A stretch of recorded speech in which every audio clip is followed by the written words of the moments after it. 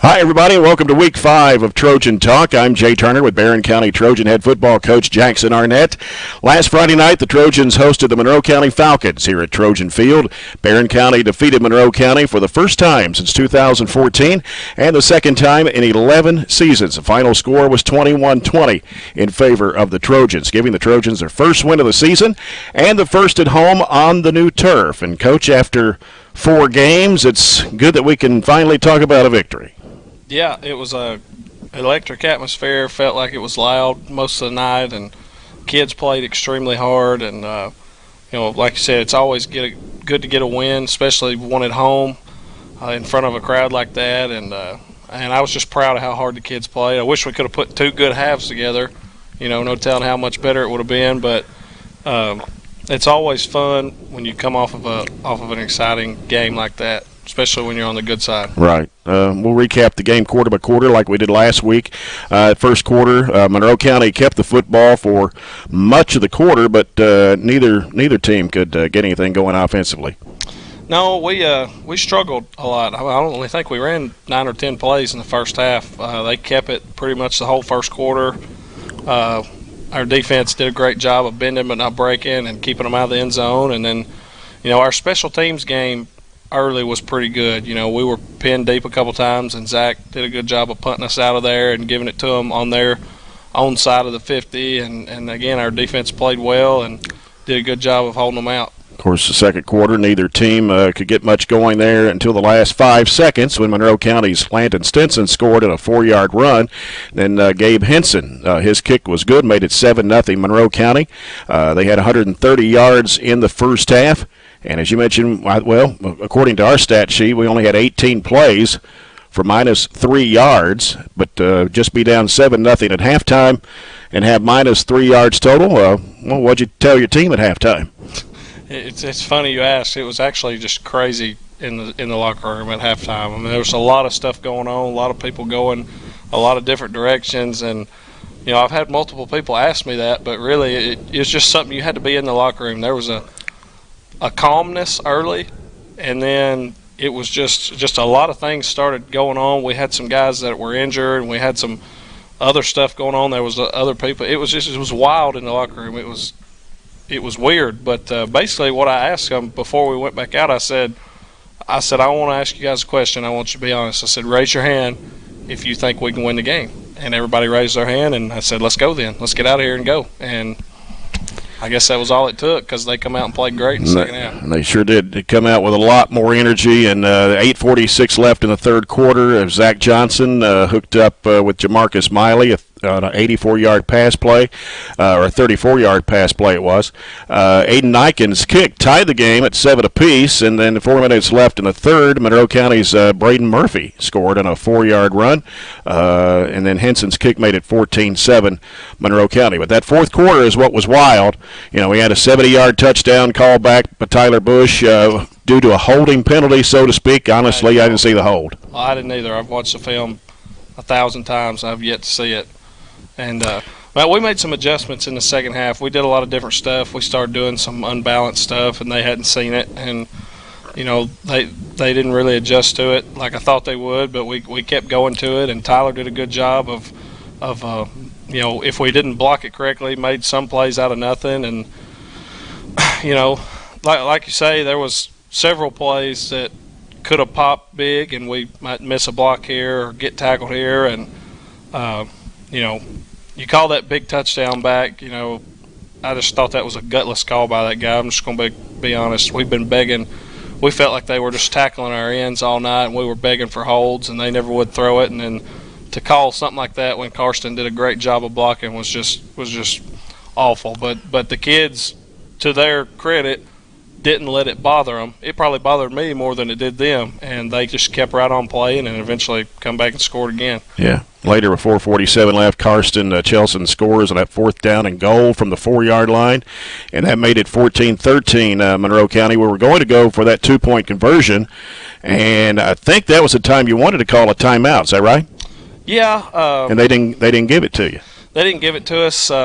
since come up with another big stop. That was our first lead of the game with 1:07 left to go, and then Johnson scored the 2-point conversion, and that made it 21-14. Definitely momentum swing for you. Yeah, that was a 2-play drive. We threw a big pass to Jamarcus. We were trying to pick on the safety a little bit, and we ran a combo on one side and a different combo on the other, which we hadn't done all year.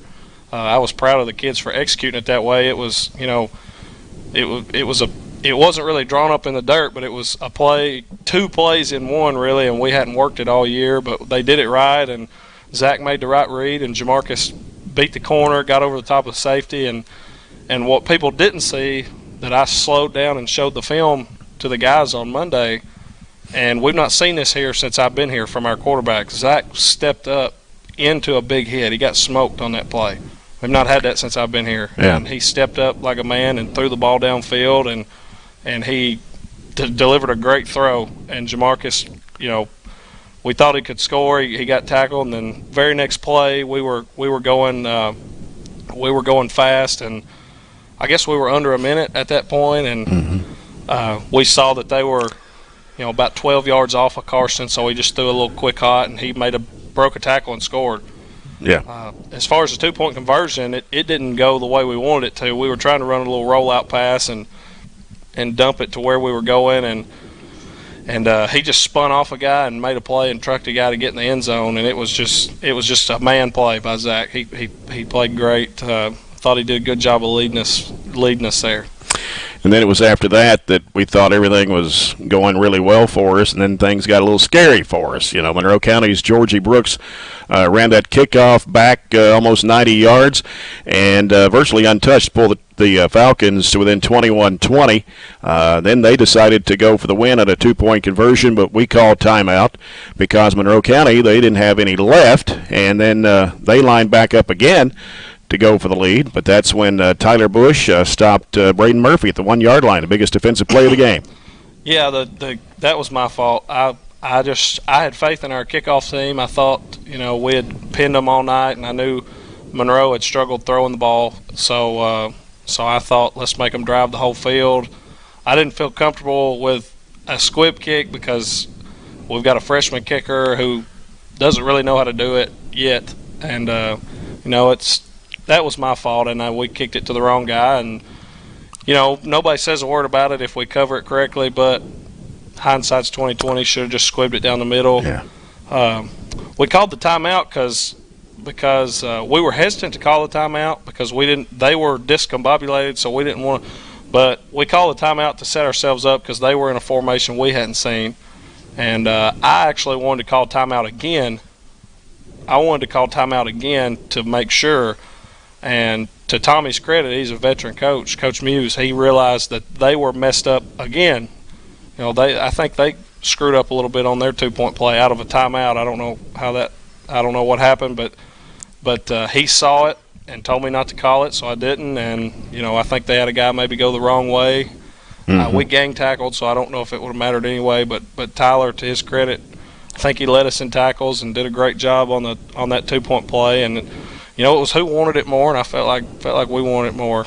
Main thing I told our guys was, what if they get that 2-point conversion and we lose? What I was really worried about was how do we come back and practice this week the same as we have? Because we've had a great week of practice, but if we would have lost that game 22-21, how would we have came back and practiced? So that was some stuff but luckily we don't have to worry about that. Right. There were still 54 seconds left in the game, and, of course, almost everybody knew what Monroe County was going to do, and that was an onside kick. And they were called offsides on their first attempt.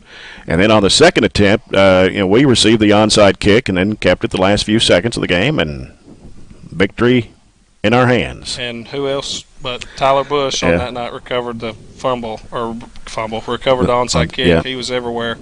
So, that's this bunch, and we talk about it all the time, you just got to find a way to win, and they found a way, and I think that's gave us some confidence. We lose a heartbreaker last week, and we're thinking, man, we don't know how to win. And then we find a way to win this week, so that's a testament to how good mentally the kids are. Let's look at some stats for the game. First half, of course, Barren County 7 carries for -1 yard. This is according to our stats. Passing was 2 of 6 for -2 yards. Monroe County had 31 carries for 115 yards, and passing 2 for 4 for 15 yards. So 130 total yards first half for Monroe County, -3 in the first half for the Trojans, and only down 7-0. Yeah, that's a testament to the defense. You know, they did a good job. They did a good job of zeroing in on their playmakers and shutting them down. Yeah. Second half, things got better. Barren County 21 carries for 25 yards. Passing, Zach Johnson was 11 of 19, 156 yards and 3 touchdowns. Monroe County 48 carries, 188 yards. Passing 2 for 8 for 15, 1 interception. So total yards for the game. Last week, Barren County 181 yards, Monroe County 203. That says a lot for your defense, Coach, when you hold Monroe County to only 50 yards rushing in the second half. And that's the thing. I don't want to take anything away from Monroe County. You know, they've had some injuries that have hurt them, and you know, they've got some good players. They've played a very tough schedule. They've played some good teams, and you know, that's a pretty good football team, and they're physical, and you know, I'm just proud of the way our guys who. You know, these guys hadn't beat Monroe, so they didn't know if they could. You know, and to their credit, they willed themselves to that win. Yeah. Of course, talk about Braden Murphy and Landon Stinson. They're good football players. Yeah, they're pretty good. They've got some good players. You know, Landon hurt us pretty bad. He was a man running the ball, and we struggled tackling him. And Braden Murphy's always good. You know, in the second half, they just lined them both back up. You know, Wildcat, and had them both back there by themselves and just kind of came at us with it. And to our credit, we did a good job of picking it up and figuring it out. Yeah. Coach, going to take a break, and when we come back, Trojan football player Tyler Busch will join us, and we'll have more Trojan talk in a moment here on BCHS Live. You're watching BCHS Live on YouTube, Facebook, or Twitter. BCHS Live is a student-led live online video production program started in 2015 by 4 BCHS freshmen. The BCHS Live program is here to showcase everything going on at BCHS, from athletics to special events and opportunities to ceremonies and celebrations. The BCHS Live program is here to show everyone in our community what BCHS is all about, and with 3 major online outputs of our broadcasts, we truly live up to our motto. Everything BCHS, anywhere you want it.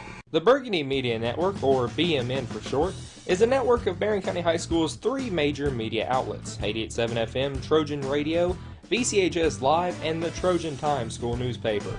As a whole, we are determined to provide you with BCHS news, sports, and interest like never before. Check out our weekly newscast broadcasted every Friday from within Barren County High School, or check out our website at barrenschools.com/BMN. From all of us to you, we thank you for your support of all things BCHS. The Trojan Thread School Spirit Store is the #1 place to find any and all things BCHS, with a wide selection of clothes including hoodies, t-shirts, long-sleeve shirts, and polos, to everyday items including pens, pencils, notebooks, and stickers, to jewelry including earrings, necklaces, bracelets, and wristbands. So stop by the Trojan Thread store any weekday from 8 a.m. to 11 a.m. or during any home varsity basketball game. The Trojan Thread School Spirit Store, keeping Barren County in style. Heading into the second year from an approximate 12-year hiatus, the Trojan Times has an all-new look and an all-new approach to bringing you BCHS happenings. We are an entirely student-based publication working more than ever this year to inform you with BCHS happenings. I'm Brennan Crane, Editor-in-Chief, and I can say that we are thrilled to showcase BCHS in a whole new way. You can find us on Facebook, Twitter, Instagram, and Snapchat at BC Trojan Times. You won't want to miss this. Go BC! You're watching BCHS Live on YouTube, Facebook, or Twitter.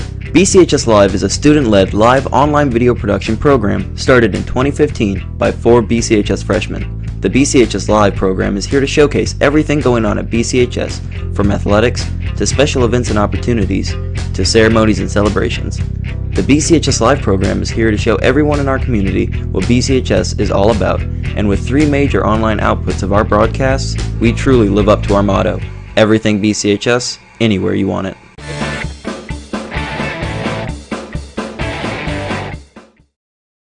Back on Trojan Talk, join me now is Trojan football player junior Tyler Busch. Tyler, thanks for being here with us this evening. Tyler plays both ways for the Trojans and running back on offense. He's a defensive back, and after a heartbreaking loss to Adair County, you come back home, get our first win of the season, and the first on the new field. You have to feel pretty good about that. Felt pretty good. It's a good atmosphere out there. Good student section. Big crowd. It felt good to get a win on the field. Of course, we hadn't beaten Monroe County in a while. And, of course, in basketball, we play in the same district. But do you think football's become more of a rivalry game with Monroe County, even though we play in different classes? They're both pretty big games right down the road from us. They're both good games to play. You've been playing on both sides of the ball for most of the season so far. I know it takes a lot of energy having to play the entire game. It does a little bit. You have to be in good shape to do it. You scored on a 71-yard run, and what a great run that was. Unfortunately, it called a holding penalty according to the officials, and I'm sure that might have been a little frustrating for you. Yeah, I didn't really see the hold there, but team bounced back the next drive. It was pretty good. Let's talk about that huge defensive play now. Monroe County's Georgie Brooks had scored on a kickoff return and to cut the lead at 21-20, and they decided to go for the win on a 2-point conversion. You stopped Braden Murphy at the 1-yard line. What was going through your mind as he was headed towards you? I just seen them run toss sweep to my side. I just stepped up and made the tackle, and we just gang tackled him right there at the 1-yard line. Always a good feeling to make a big play like that and knowing you kept them from winning the game. Yeah, it felt pretty good. Having to go both ways, do you like playing offense or do you like defense better? I like defense better. And why is that? I don't know. I like playing corner a lot. I like guarding people, going to get the ball. I just like defense a lot better. What do you do to prepare yourself for a game? I just get mentally focused before the game. Just think about what I'm going to do to help my team win. What are some things you want to try to improve on? I need to step up and block a little better on offense. I need to hit the holes a lot harder. Greenwood Gators come in on Friday night. They haven't been very good to us the past few years, and what will it take to get a win this week? We just got to come out and execute the offense and finish a lot of drives and just tackle. Well, Tyler, good luck to you on Friday night against the Gators. All right, thanks for having me. Thanks for being here. Have more Trojan Talk when we come back in just a moment here on BCHS Live.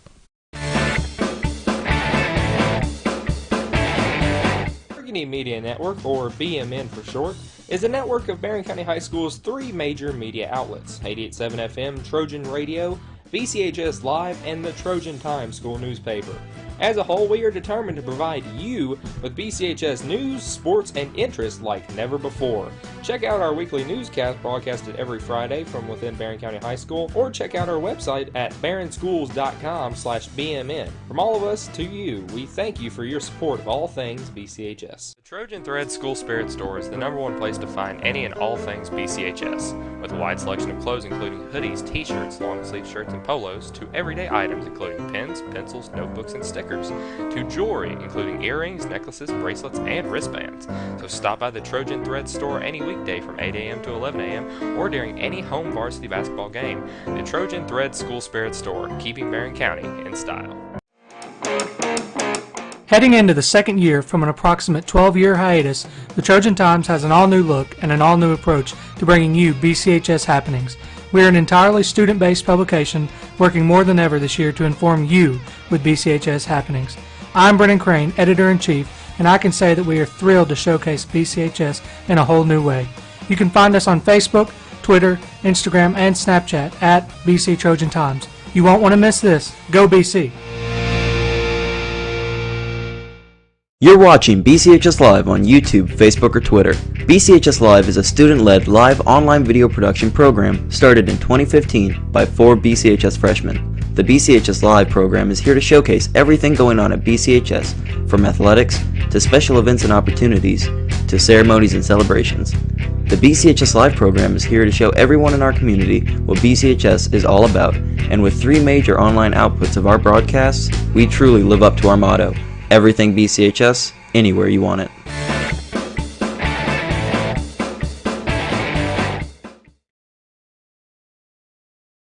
For Trojan Talk, this week it's homecoming week at Barren County High. Friday night, Trojans will host the Greenwood Gators.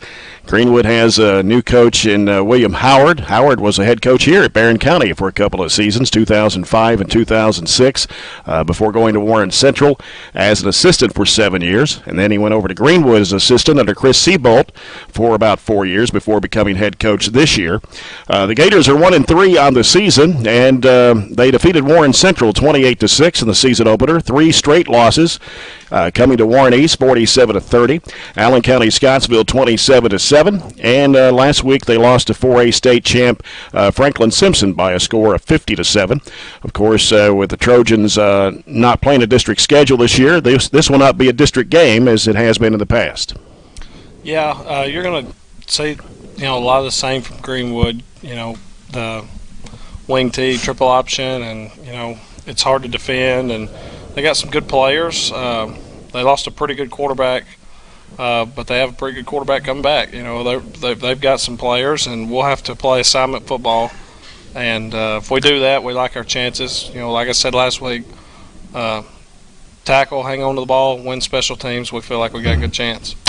Gators did lose their veteran quarterback in Jackson Adams, who had over 6,000 yards in offense, including 82 touchdowns in 4 years. He was kind of a running quarterback, though, the last couple of years, especially last year. Yeah, he was. He threw it a few times on us last year.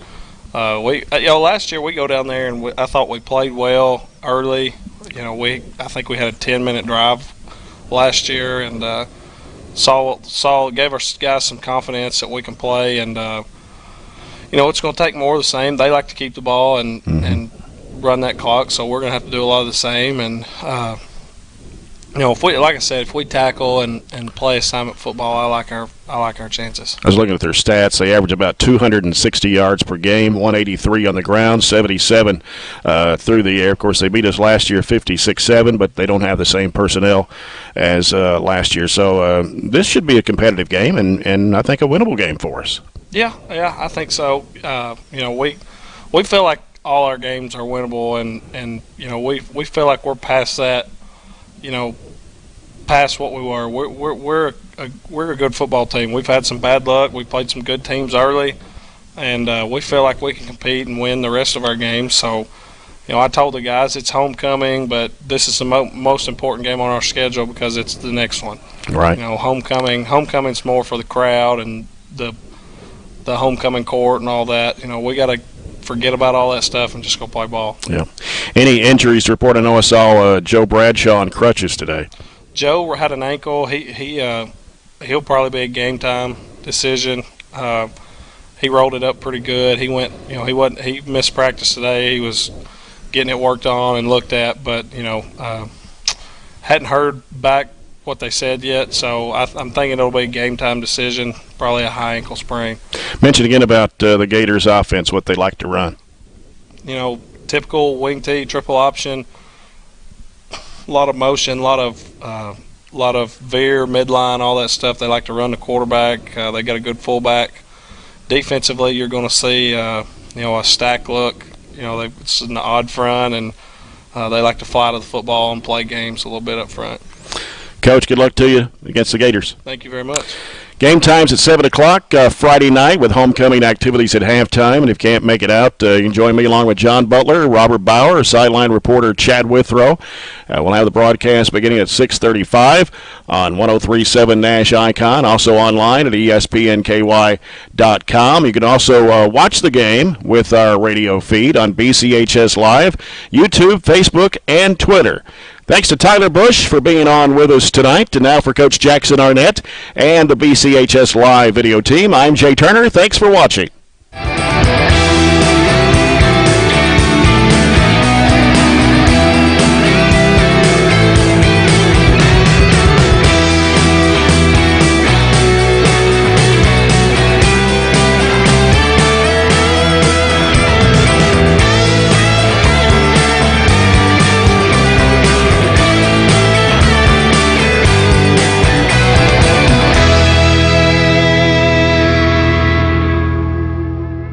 Gators Homecoming 2018.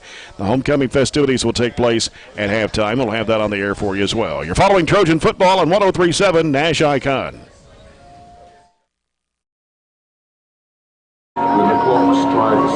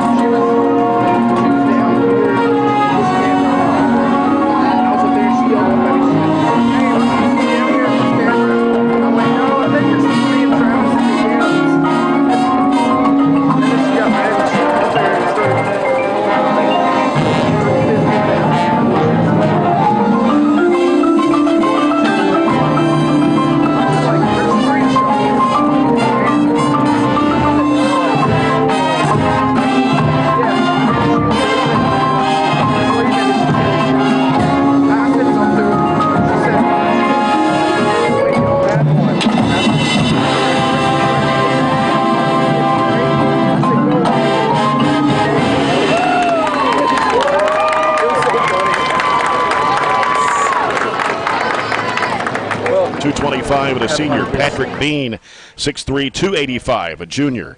The center is Hayden Lasley, 6'3", 225 and a junior. Guards are Caleb Ford, 6'2", 200, a junior, and Riley Sadler, 6'3", 210, a senior. Tight end is Bryce Johnson, 6'2", 200, a senior. The wide receiver is Yuji Ogawa, 5'11", 175 and a junior. The running backs are Mason Wilson, 5'8", 150, a senior. Javier Boyd, 5'10", 180, a senior. And David Oldham, 5'10", 155 and a sophomore. Quarterback is John Morrison, 6', 150 and a sophomore. Kicker is Ben Patterson, 6'2", 160 and a junior. On defense for the Gators, the tackles are Will Monroe, 5'9", 200, a junior. A.B. Sosa, 5'10", 220, a senior. Art Wolfhagen, 6', 220 and a senior. The linebackers are Jacob Ellis, along with Zach Langevin, 6', 200, a senior. And Zane Wilgruber, 6'1", 180, a senior. Alex Rhodes at 6', 170, a senior. Luke Roten, 6', 175 and a junior. Defensive backs are Samuel McNabb, 6', 160, a sophomore. Steven Celestino, 5'8", 150, a junior. And was it Xavier Boyd? Is that how you pronounce that? 5'11", 170, a senior. William Howard, his first season at Greenwood. Barren County Trojans starting offense tonight. Linemen are Campbell Ross, 5'10", 184 and a junior. Jordan Riddle, 5'9", 157, a junior. Cody Rogers, 5'11", 229 and a junior. Easton Frazier, 5'10", 206, a junior. And Hunter Wilson, 5'9", 175 and a sophomore. The receivers are Jamarcus Miley, 5'11", sophomore. Karsten Chelson, 5'10", junior. Landon Key, 5'11", 144, a senior. Jackson Coots, 5'10", 127, a junior. The running back is Tyler Busch, 5'11", 168 and a junior. Quarterback is Zach Johnson, 5'11", 214, a senior. The kicker is Aiden Niken, 6'3", 185 and a freshman. On defense for the Trojans tonight, Campbell Ross, along with Cameron Hurt on the line, 6'1", 270, a senior. Wyatt Pettigo, 6', 185 and a senior. Joe Bradshaw is injured and will not play tonight. He will be replaced by number 69, Carmelo Francis, 6'1", 265 and a freshman. Also, the linebackers are Easton Frazier, Jake Gill, 5'11", 155, a junior. Peyton Schartzer, 5'10", 133, a junior. The defensive backs, Jackson Coots, Tyler Busch, Tanner Slagle, 5'7", 128, a senior. And Landon Neal, 5'7", a sophomore. Jackson Arnett in his second season at Barren County. Assistant coaches Tommy Muse, Scott Chapman, Chad Perkins, Denny Brand, Chad Eaton, Josh Harlan, Jacob London, Kelly Maxey, Victor Coleman, and Lincoln Arnett. 9:30 before kickoff here for Trojans homecoming. We'll come back with more in a moment as you're following the Trojans on 103.7 Nash Icon.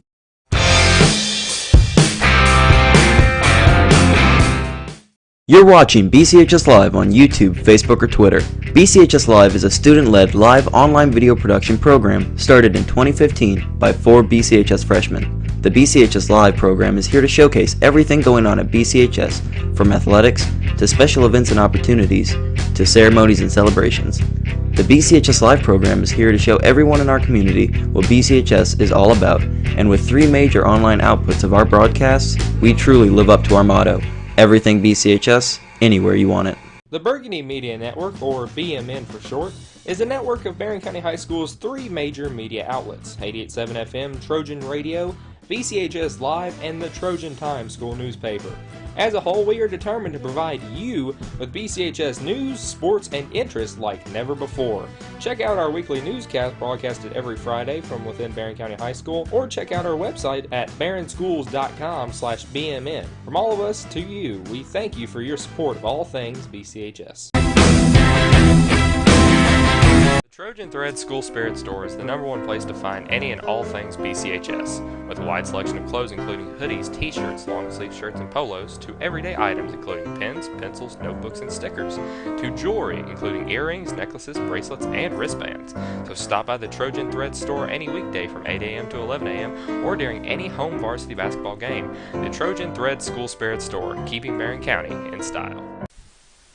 Hi, everybody. I'm Jay Turner, voice of the Barren County Trojans, and I'm excited to host the first season of Trojan Talk on BCHS Live. Trojan Talk is where I get the opportunity to sit down and talk with Barren County coaches and players. I hope you'll join us on Trojan Talk at 6 p.m. every Thursday night, right here on BCHS Live, online on YouTube, Facebook, and Twitter, as well as local cable channels EPB 19 and SCRTC 97.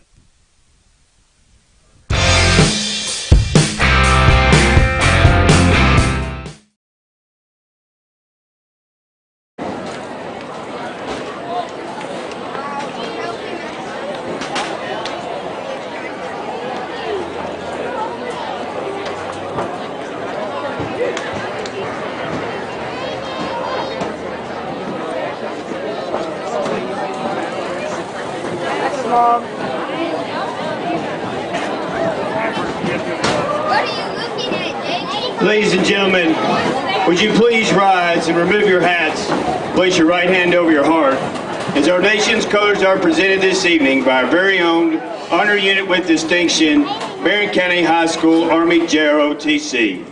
Tonight's color guard is commanded by Cadet Captain Hunter Saylor and consists of Cadet Sergeant Major Alex Owens, Cadet Major Mason Smith, Cadet Captain Will Pointer, and Cadet First Lieutenant Alex Johnson. Playing national anthem this evening is our own Barren County High School pep band under the direction of Dr. Kip Crowder.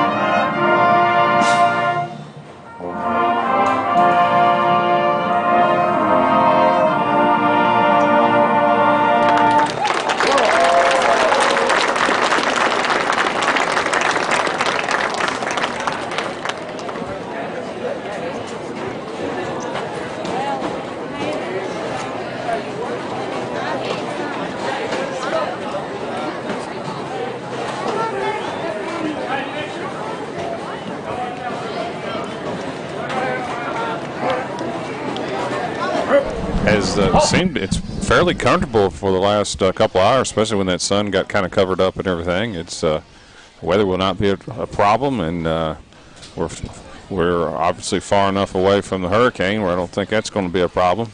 No, that won't move in here till Sunday or Monday, I think. And so. Some rain, but I don't think it's going to be anything too bad. Yeah. Captains are starting to make their way out to midfield, and we'll have the coin toss brought to you by Bluegrass Check Advance. Are you left tossing coins after paying the bills? Heads or tails? You win with Bluegrass Check Advance and no fees apply for first-time customers. Bluegrass Check Advance on West Main Street in Glasgow. I'll also run down the list of the officials for tonight's game when we get those. Our sideline reports are brought to you by McDonald's. I'm loving it. We'll get set for the Farmers RECC Jackie Browning Memorial Opening Kickoff here in about 3.5 minutes. And our first quarter of action, sponsored by Citizens First Bank.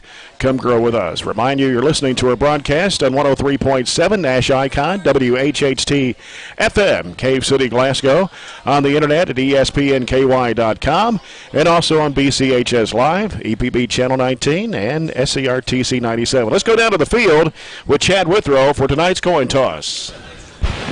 Yeah, well, they're getting captains shaking hands here. We're just a second away from the coin toss, and all nice and pleasant right now.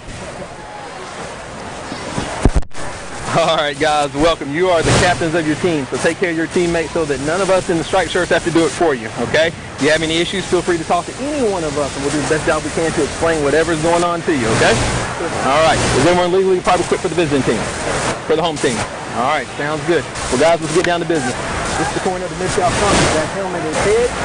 Pitching someone about to snap the ball's tail. All right, the helmet is head. Pitching someone about to snap the ball's tail. Who's going to be my shooting captain for Greenwood? Number 78. You're going to make your call. My umpire is going to echo it. I'm going to flip it. It's going to hit the ground. He's going to let us know what it is. All right, what's your call? That's tail.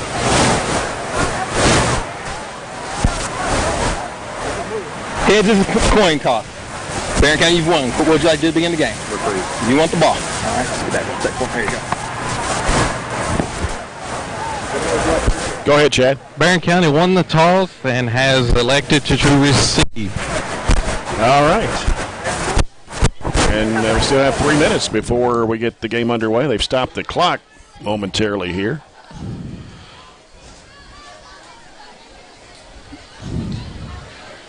The Barren County Trojans will be in gray again tonight with burgundy numbers and letters outlined in gold with burgundy helmets.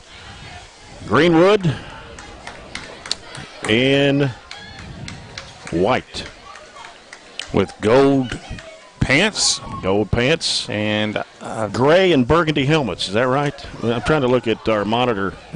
I don't think we've got that on. It's right now it's on the Trojans, but are you talking about on Greenwood's helmet? On Greenwood, yeah. It's either a dark green like or a blackish color. Black, or I'm sorry, dark green numbers. Yeah. Dark green numbers. And kind of got a little...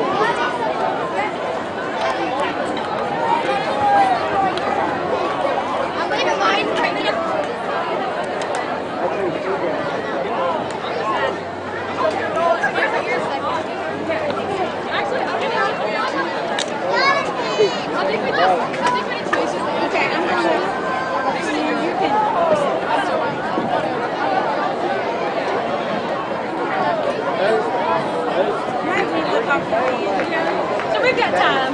It's killing my head. So I can wear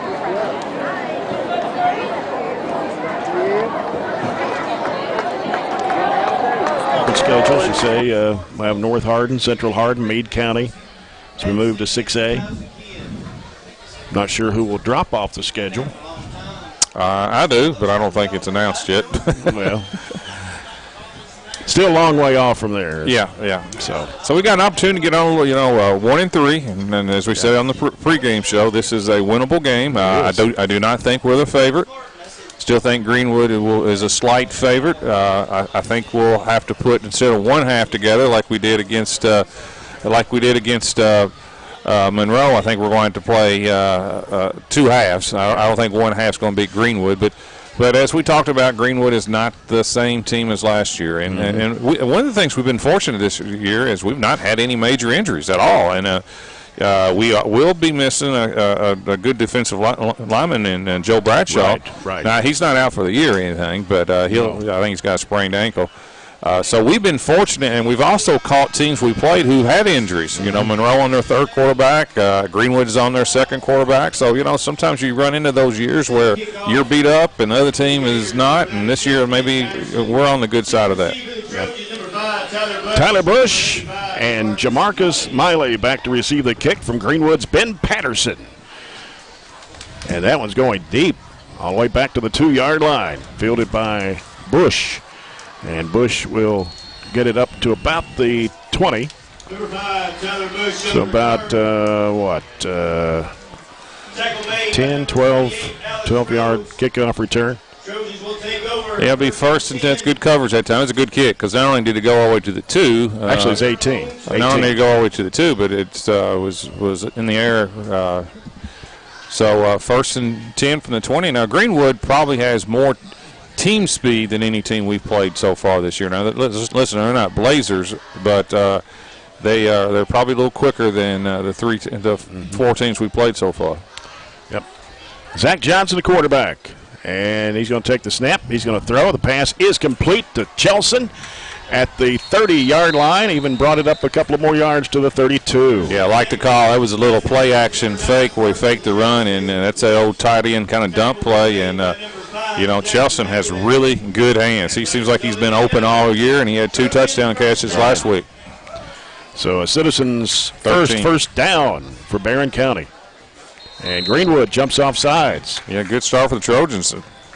First completion was 13 and a first down, and now we just drew Greenwood off.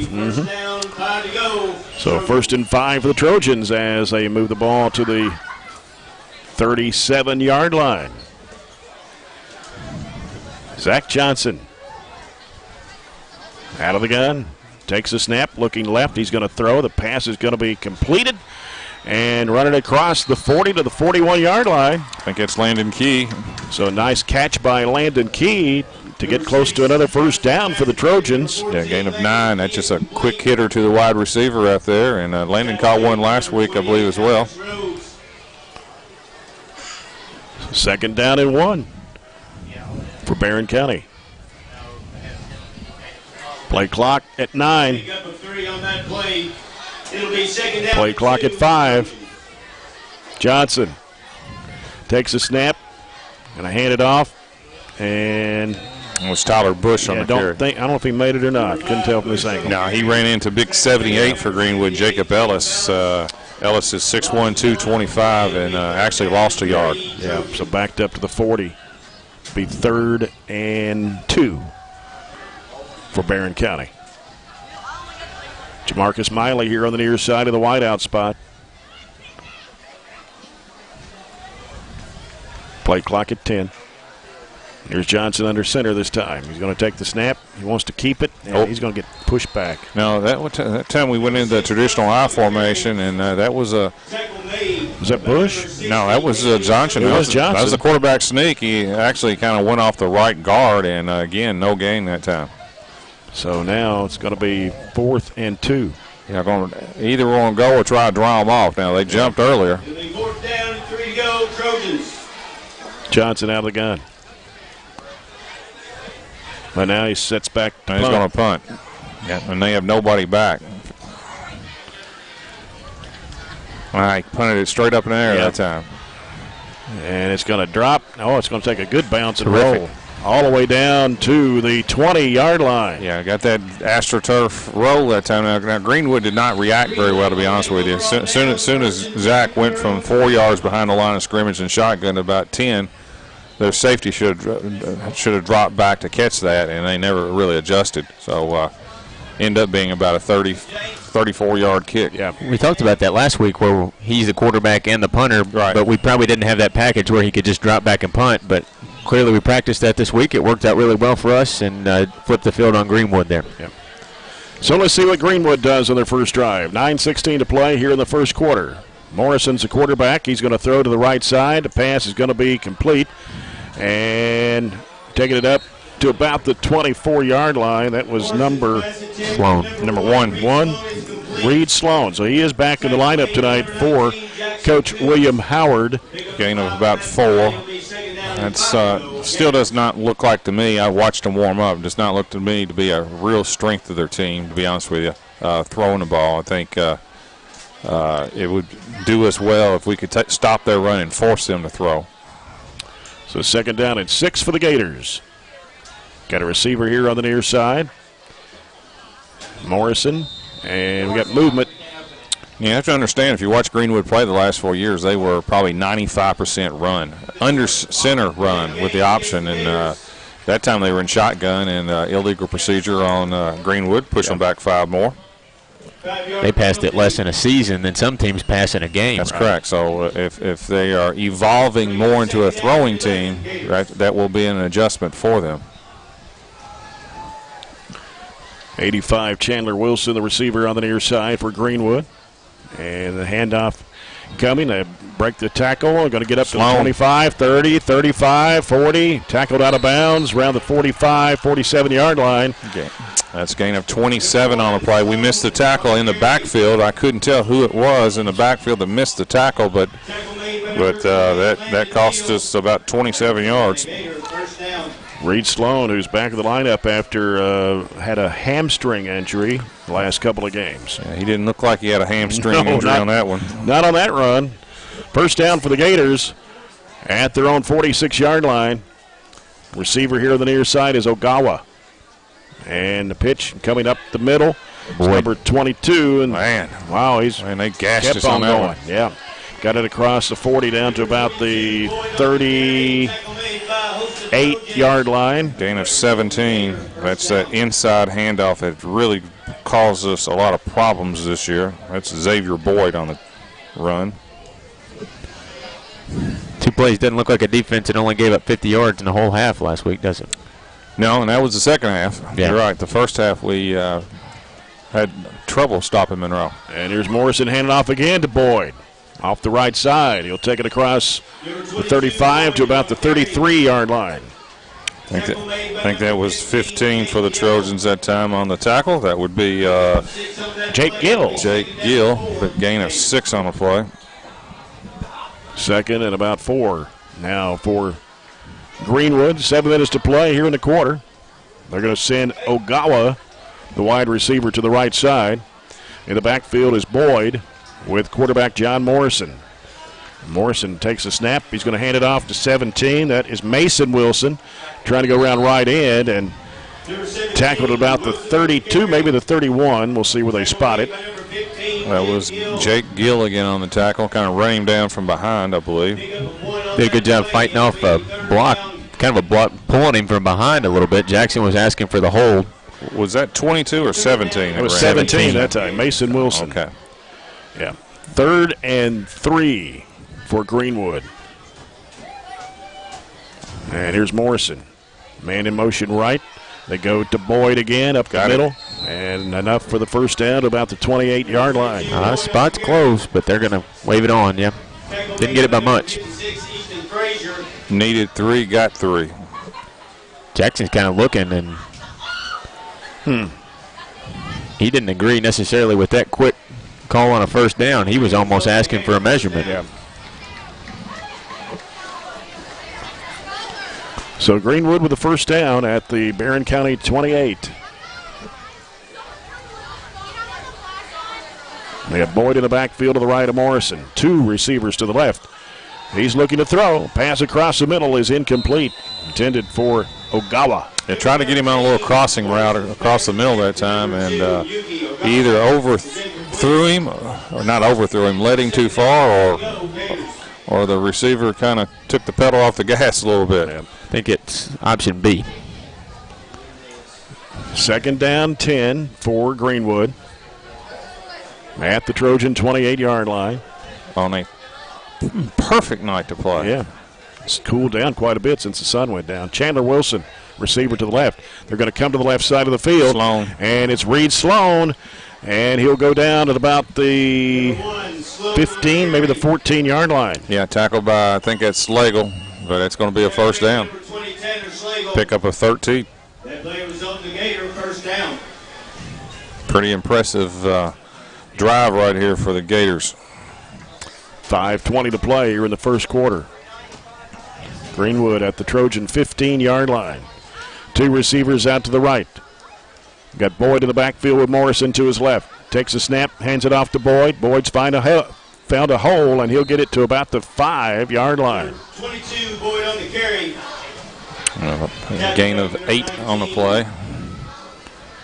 And boy, they are just march it down the field. They're really hitting the hole quite well, and we're not putting a whole lot of resistance on them at all right now.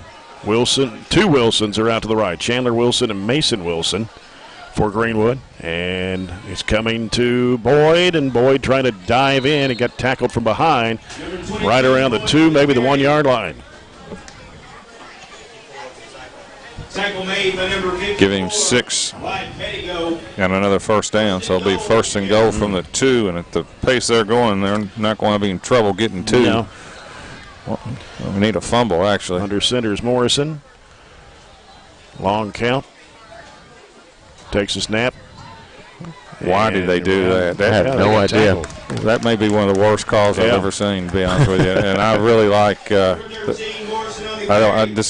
I don't think Coach Howard. I don't know if he's making those calls or not. I don't think so. But why would they run option? And we'll take it. Good play that time by the Trojans right there. But I have no idea of that play call. Great success up the middle, and then they tried to go around in, and we stuffed that out and played it really well. I think that was Gill on the tackle. Okay, it's 3 for Gill then. Second and goal from the 6. Morrison takes the snap and is handed off, coming to the near side. Oh, nice tackle made right at the 5 yard line. That's Tanner Slagle. Yeah, this time we kind of walled off the middle that time and forced him out, and only pickup of 1. So now where it looked like to me probably a 95% shot they were going to score. Yeah. First and goal from the 2. Now it's third and goal from probably the 5.5, close to the 6 right now. 6 yard line, I guess. 2 receivers out to the right. Boyd to the right of Morrison. And Morrison rolling out right. He's looking toward the end zone. Going to fire it in there, and it was going to be a touchdown. And that was number 17. That's Mason Wilson. Good throw that time by the quarterback. He's rolling right. I thought he may take off and run, and he found 17 running right with him across the middle that time. And they overcame. That was a very impressive drive. They overcame what I thought was a poor play call, first and goal from the 2. Ben Patterson with the extra point try for Greenwood. It's good. Is good. It's 7-0 in favor of the Gators. Let's go down to Chad Withrow.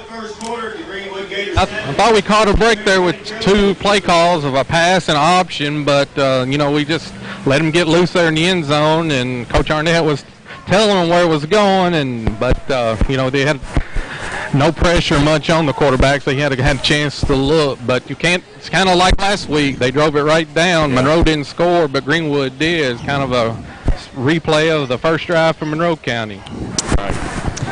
All right, sideline report brought to you by McDonald's. 3:01 to go, first quarter. It's Greenwood 7 and Barren County 0. I'd like to remind everyone that White Shave Ice is on the upper concourse from the visitor. We'll have the homecoming activities taking place at halftime of the game. We'll also go over some other fall sports going on. And, John, we got a big, long list tonight. Been a lot of stuff going on over the past week. Well, we'll let it roll. A couple of weeks to be district tournament time for several sports. Right. Tyler Busch and Jamarcus Miley back deep for the Trojans. Ben Patterson kicks off from the 40.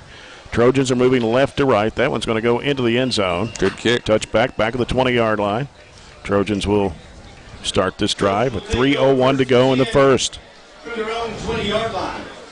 Both times we started off at 20. We actually moved the ball. I had a couple of good first downs last time before we had to couldn't pick up 2 yards on. Had a couple of shots at it and couldn't get there. So need to continue picking up first downs. We just can't stop at the 50. Right. Like I said, I do think Greenwood is faster offensively and defensively than any team we play. I agree. And here is Johnson going to hand off. Busch. Left side. That's Miley. Or is that Miley? Excuse me. Got to the 29-yard line. Miley wound up in the backfield that time. Took a straight handoff off the left side. Yeah, and Miley usually gets the ball on jet sweeps, and obviously he's a receiver, but that's he didn't get the ball like going up the gut that time, and he carried a few people, 9 yards. Second down 1, ball at the 29.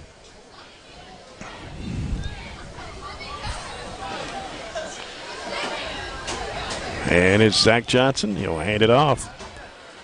Coming up to the 30, and it got pushed back. Yeah, it's Tyler Busch. Tyler Busch on the carry that time. You got the first down. Yeah, though. he did. Picked up 2. Yeah. It was a little different look. We actually had Easton Frazier that time lined up in the backfield. Barren County first down. So Citizens first down with the Trojans. They have it on their own 30-yard line. Zach Johnson keeping it, cutting back in the middle, taking it up, and will be tackled at about the 35-yard line. Yeah, that was a blown assignment by somebody. Zach went right, and the running back Zach went left, the running back went right, so I'm not for sure who went the wrong way, because it's supposed to have been at least an opportunity for an option. For a busted play, still picked up 3, though. We'll send out 4 receivers this time, 3 on the near side. Miley is out to the left. Unusual position of the receivers, 3 back-to-back. And they're going to air it out for Jamarcus Miley, and it is going to be picked intercepted off by Sloan. Yeah, that's good coverage that time. Like I said, this is the fastest team we faced, and that time Sloan was ahead of Miley, and that hasn't happened very often. And that's that go route that we've had some success with, but that time Sloan was in much better position to intercept it than we were. And he missed last week, but probably smart of Greenwood to keep him out of the hamstring injury. It's not like that he was going to make that big of a difference to beat Franklin, right? And so, hamstrings, injuries just take time. That's all, rest and a little bit of ice. Well, he's definitely made a difference tonight in this game. Reed Sloan. There's John Morrison. Going to hand it off, coming to the near side. Trying to get to the 35, now the 40, 45. That's Boyd going across the 50. Out of bounds. That's one of the few times that Tanner missed the tackle that time, and got to give him about, what was that, Robert? 17 yards. 18 yards by Boyd. 18, yeah. That gives him 60 yards on 7 carries, and boy, they are running up and down the field with us right now. They've got 96 yards right now on the ground. Yeah, 1:13 to go here in the quarter, and it's going to be a run by Mason Wilson. And across the 40 to the 39-yard line. Gain of 10 on the play. Now, we had several people make the tackle, but, we didn't hit him until 8 yards down the field. Tyler Busch, I think, was the first one that slung him down. A little slow getting up. Give them 6 first downs. Yeah. And a fast quarter, 50 seconds left in the quarter. Receiver out to the right, 2 to the near side. Boyd in the backfield, and here is Morrison. He's going to throw it across the middle, bat it up in the air. As it picked off, he dropped it right at the 25-yard line. Yeah, that ball was deflected, and the ball was in the air, and good effort by Tanner Slagle. He went for it and just couldn't get it. He had the best chance at it, though, after it was tipped off. 2nd and 10 for Greenwood. 38 seconds to play, first quarter. 7-0 Gators on top. This time Ogawa off to the right side. To the left side is Johnson, I believe it is, for Greenwood. And here's Morrison dropping back, looking, going to air it out to the right side. It is going to be incomplete. And flags on the play. Yeah, that was the go route that time, actually the post pattern. And getting a little confused on their back-to-back pass cut plays. They were just gashing us on the ground, and they just went, about a 15-yard pass and then a go route that time, but it's going to be a defensive pass interference on the Trojans. Pass interference against Barren County. So 1st and 10 from the 25, 32 seconds left in the first quarter. It's all Gators. 7-0. I'm not sure about that call. Kind of a jump ball ended up, but they get a break. Boyd to the left to Morrison. 2 receivers left. And whistle. Timeout. Timeout, Barren. Timeout. And did we get a list of the officials for tonight? We did not. I recognize a couple of them, but I don't recognize the crew. Our sponsor for the officials is Express One Source, business, office, and janitorial supplies, along with school supplies. If you're not using Express One Source, you're working too hard. We'll take a look at the Coca-Cola scoreboard. Open a Coke and enjoy the game. At the end of the first quarter, we've got score already in, and it's Metcalfe County 6, Edmondson County nothing. I think that will be close the whole game. We got 32.3 to go here, first quarter. 7-0 Greenwood on top. And a lightning fast first quarter, yes, which is good when you're going to have homecoming, so it's going to be a little bit longer anyway. Do we have the don't have a Glasgow score of these yet, do not have a score yet. I mean, it's never easy to beat one of the Bowling Green schools in any sport. I mean, it's always a challenge. All right, Morrison, quarterback, got Sloan in the backfield. Boyd's in the backfield. Receiver out to the right. Snap comes to Morrison. Going to hand it off to Sloan. Sloan. Good tackle. And that's going to be at the 22-yard line. A good tackle, about 41 for the Trojans. That's Merritt Coulter. Merritt Coulter. Yeah. Merritt Coulter came out late for the team, right around school, and he's a big kid right there. Gain of 2 on the play. I think they're going to let the clock run out, and it will be 7-0 Greenwood on top after 1 period of play. We'll come back with the second quarter after this timeout. You're following the Trojans on homecoming night. Nash Icon 103.7.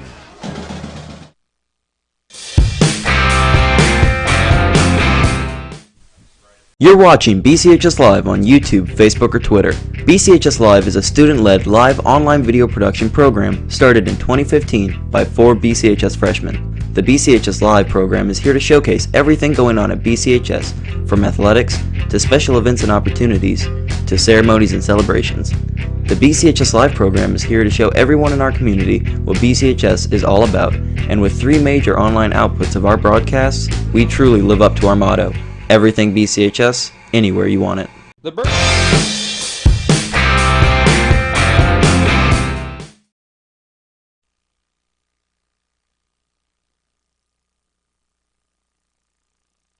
A bouquet of burgundy and gold flowers, along with a plaque to commemorate her service to the students and staff of Barren County Schools. Barren County Schools would like to thank Ms. Fields for 16 years of unselfish service to the students and staff of Barren County. During her tenure, Ms. Fields worked diligently. Back to Trojan Field, Jay Turner, John Butler, Robert Bauer, and Chadwick Rowe. It is 7-0 Greenwood as we start quarter number 2. It's brought to you by A.F. Crow and Son Funeral Home, reminding everyone, please don't text and drive. Our first quarter of action tonight brought to you by Citizens First Bank. Come grow with us. Greenwood now with the ball on the Trojan 23-yard line. Is it second down and 8? It is 2nd and 8. Okay. And it's John Morrison, the quarterback. He's looking, coming to the near side of the field, wide open is number 2, and he takes it inside the 5. That's Yugi Ogawa. Yeah, that was the slant pattern, and it was, Jay called it right. You're talking about wide open. He was wide open that time. So now the Gators threatening once again here. 1st and goal at the 4-yard line. Early in the second period. Boyd's in the backfield with Morrison. And touchdown. Coming in. That's number 5. That's easy. Is Zach Langevin. 11:36 to go here in the first half. That's his first carry of the night, too. He scored, I believe, did he score the only touchdown last week, I think, against Franklin Simpson? I believe that's right. And so now it is 13-0, and Ben Patterson, who's a pretty good kicker, will try to make it 14-0. They bobbled when he went down, but he still got it anyway. Yeah, we may have even got a piece of that, but touchdown nevertheless. Yeah. So 14-0. And inauspicious start for us right now, and it looked like we got the ball to start off with. That we were going to march it down and score, but since the first drive, pretty much, it's been all Greenwood. Of course, last week if you watched or listened to the game, it was all Monroe for the first half. Mm-hmm. The difference is though that even though Monroe dominated the plays and time of possession, they only scored one time in the first half, and right now Greenwood is 2 for 2. They've scored both times they've had it, and 14-0. We'll remind you our broadcast is brought to you in part by People's Bank. The People's Bank, new location, 1300 West Main Street, Glasgow. Tyler Busch, Jamarcus Miley. Be nice if we could run one back from about 90 yards. Ben Patterson will kick off from the Greenwood 40.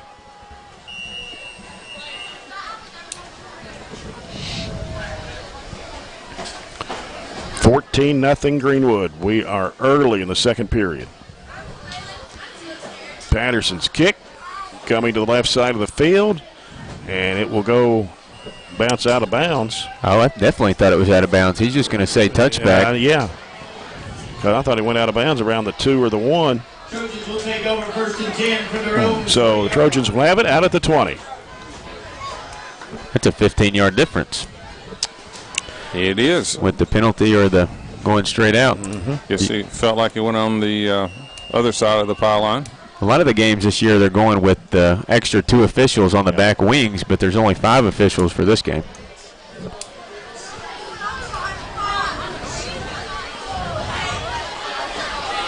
Well, let's see what the Trojans can do on this drive. Zach Johnson. And handoff. That's a nice run. Tyler Busch got a wide open. That's it's not Busch. Gavin. It's Gavin Withrow. Excuse me. The 3 and the 5 kind of blended in there, and that's a 29-yard gain. Nice run by Gavin. Gavin Withrow. Yeah, that was out of the eye, and Gavin just really hit the hole. It's the first time in a while he's had space, and boy, he exploded up the middle. Good job of blocking, and good job of hitting the hole by Gavin. Good for a Citizens first down. Need a few more runs like that. Johnson hands it off. Withrow again. It's Withrow, and he'll get 2, maybe 3 yards on that run. And I think they gave him a little more than that. They gave him 4, it looks like. 2nd and 6 for the Trojans. It'll be 2nd down, 6 to go, Trojans. I think I need to get a monitor and set it right in front of me because that's easier to see. It is hard. I mean, from up here. Yeah, anytime a number is not in white and it's on a off color, it's not easy to see from this distance. Landon Key, the receiver, out to the left side, and going down. That's Gavin again. 46. Did he get a yard out of it? He kind of slipped and went down. I don't think he did. Yeah, that time they shot through the backfield that time and got his feet before he got to the line of scrimmage. So it'll be 3rd and 6.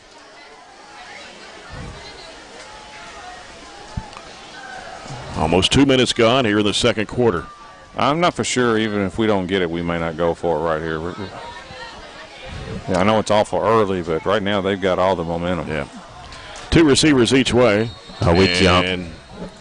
Our left guard looked like moved a little bit early. Well, that's tough.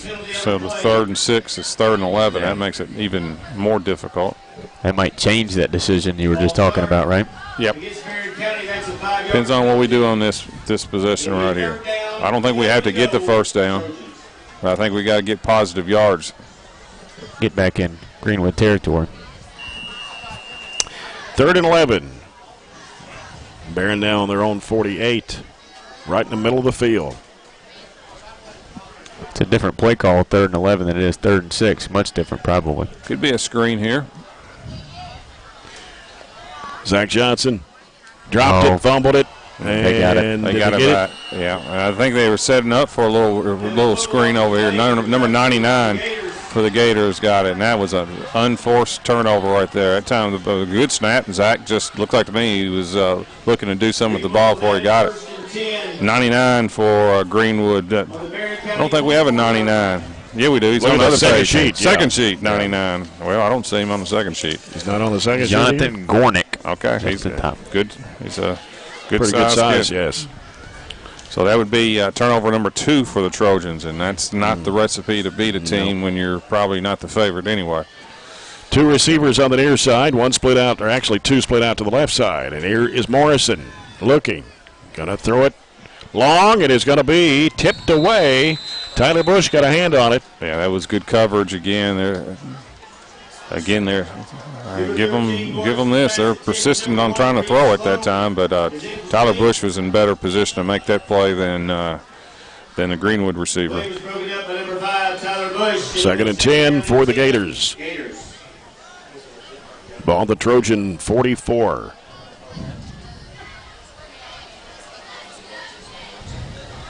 One receiver out to the left. Got Boyd in the backfield, and here's Morrison handing it off. And nice stop by the Trojans. That's Austin Mason Wilson. Austin Frazier that time. That was Wilson on the carry. They've got a Mason Wilson, and they've got a Chandler Wilson. That's a receiver. 3rd and 9 for Greenwood. 9 minutes to play in the first half. Gators 14, Trojans nothing. And Chandler Wilson is the receiver out to the left for the Gators. Boyd and Mason Wilson in the backfield. And handoff coming to Sloan. Spins nice away. Move. Wow. Ball fumble. And it's still loose. Coots got it. Did he? Jackson Coots. Yep. Has recovered it down at the 24-yard line, so the Trojans will get it back. That's the break. I'd like to see who caused the fumble because somebody put the helmet right on the ball right there, and that ball just shot out. Nullified about a 14-yard carry that time by Sloan. They would have had the first down. Made a nice spin move in open field to spring him for that run, but we did a good job tracking him down, and you said putting the helmet right on the ball. We'll see in just a second who got it, but Coots got the fumble. He didn't cause it. He just chased it down as it fumbled forward. Yeah. So the Trojans from their own 24 after that fumble recovery by Jackson Coots. Need to make something positive happen. Only 3 first downs on 3 of our drives. 2 receivers each way. Tyler Busch in the backfield. Timeout by Barren County. Look like Slagle and Neal both hit him at the same time. Hard to give one more credit than the other. The combination of the 2 hitting you, that's a pretty hard lick. And both about the same size, too. Right.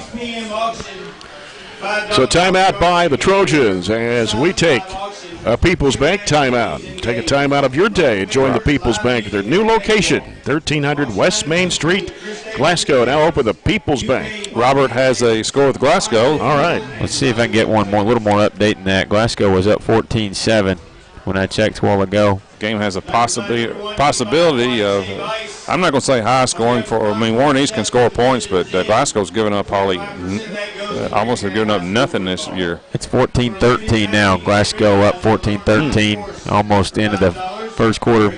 Looks like East scored, missed extra point. Yep. Again, beating one of these Bowling Green schools is never easy in football. All right. Trojans, 1st and 10 from their 24. And it's Johnson. Hands it off to Busch. Got a yard. To about the 25-yard line. That was Ellis on the tackle. He's the one that had the fumble recovery earlier for Greenwood. 2nd and 9. No, correction. It was not Ellis. Oh, it was Gornick. Yeah, number 99. Zach Johnson. And he looks, quick throw. Ooh.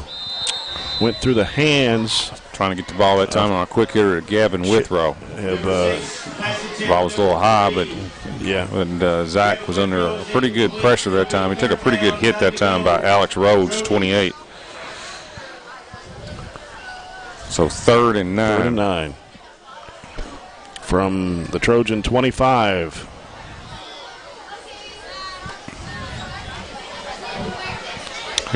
They've done a pretty good job of covering Jamarcus Miley so far tonight. He's got the ball once on a run, but so far no receptions.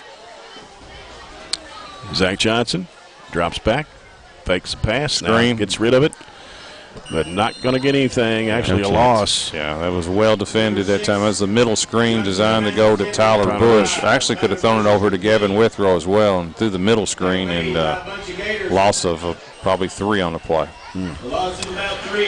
So the Trojans will have to punt it.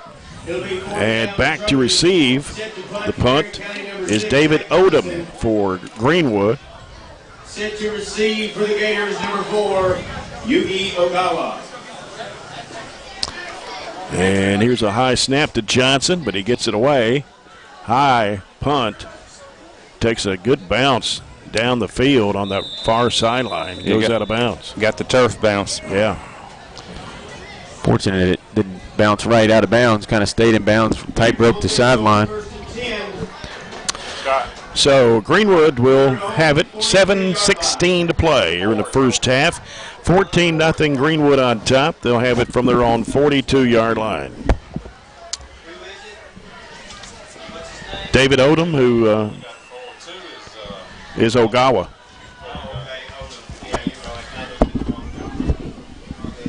So Greenwood moving left to right here in the second quarter. John Morrison, the quarterback, hands it off. Big hole up the middle. Right up the middle, that's Boyd. Still going. Coming to the near side, 30. Finally got tackled by Tanner Slagle at the 28. Man, that's wow. Gain of 17, 27, 29. Again, the inside run has just been our nemesis this year. They're making some good moves in open field, too, to avoid some of our tackles. But best athletes we face this year.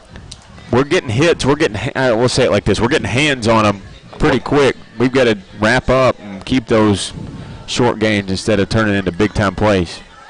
If they keep it on the ground, I don't know if we're going to stop them tonight. Another handoff coming to Boyd to the near side. He just ran over. Tackles, yep. He just goes right down the sideline. All the way to 8. He just ran over. I'm not for sure if that was Tyler Busch or 28 yards all the way down, 28 to the 9, so give him 19 more and give Boyd right now 108 yards on 9 carries.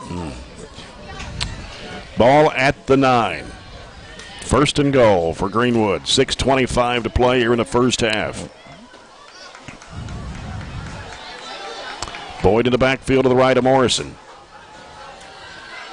Takes the snap, hands it off to Boyd. Off left tackle, takes it to the 5-yard line. Gain of 3 on a play. That looks like Austin Frazier on the tackle. Tackle made by a bunch of Trojans. Actually, they'll mark it at the 6. A pickup of about 3 on second and goal for the Gators. Second and goal, Gators. I mean, maybe they'll do us a favor and throw it right here. Or run the option. Yeah, I mean. They're going to send Ogawa out to the left side. Boyd and Sloan to the backfield. Handoff coming. Touchdown. Touchdown. That is number 17. That's Mason Wilson. That's his second touchdown of the half. Man, they are just running right over through us so far. I mean, they've got close to 180 yards right now on the ground. A little better speed, and they've got some holes to run through. They look like a football team. You know, if you saw them get off the bus, I mean, they got some size and they got some good athletes. Patterson. You know, what people forget when they play Greenwood is that they're not South Warren or Bowling Green, but they're still pretty good. Yeah. And they're not Franklin. But other than that, you know, they're still pretty good. Patterson 3 for 3 in extra point tries. It is now 21-0. Greenwood. With 5:37 to play in the half. And I know this is a game that, you know, I don't know if Greenwood is sky high for this game because, you know, they've been playing. They're used to, you know, they played Warren Central, Warren East are clear rivals. But Coach Howard coached here. Yes. You know, I mean, he was the head coach here. So assistant. I know he's going to be ready to play. And when you're 1-3 like both teams, I'm sure this is a game they think they should win. And right now they're acting like it. Yeah, they got a couple of their kids back that were injured, give a little momentum. They've had a tough schedule, played probably the really 3 tough games they shouldn't have won, and they weren't in those games. So they were probably up for this game knowing just the fact that they had a chance to win for the first time in a couple games. And Sloan's made a big difference, even though he's not scored any of the touchdowns, but he's had some long runs.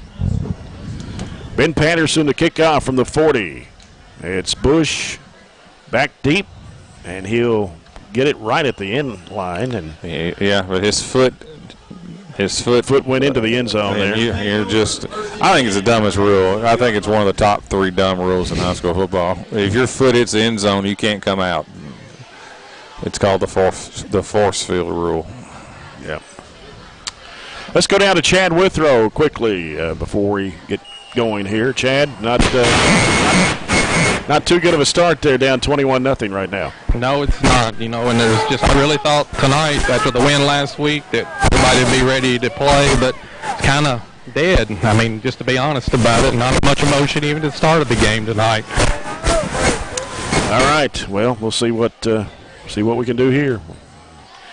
Withrow. And it's Withrow coming to the 20, 25, gets to the 30, and tackled around the 35-yard line here in the near side of the field. That's his second nice scary. 16, 15-yard game. Yeah, so he's put up 29 and 15. He actually did a really good job. It looked like the play was slow developing, but he actually slowed it down a little bit more, allowed a kid to get a block in front of him and found that hole and turned that into a 15-yard gain. Our first play off all these drives has been very productive. We've bogged down after that, though.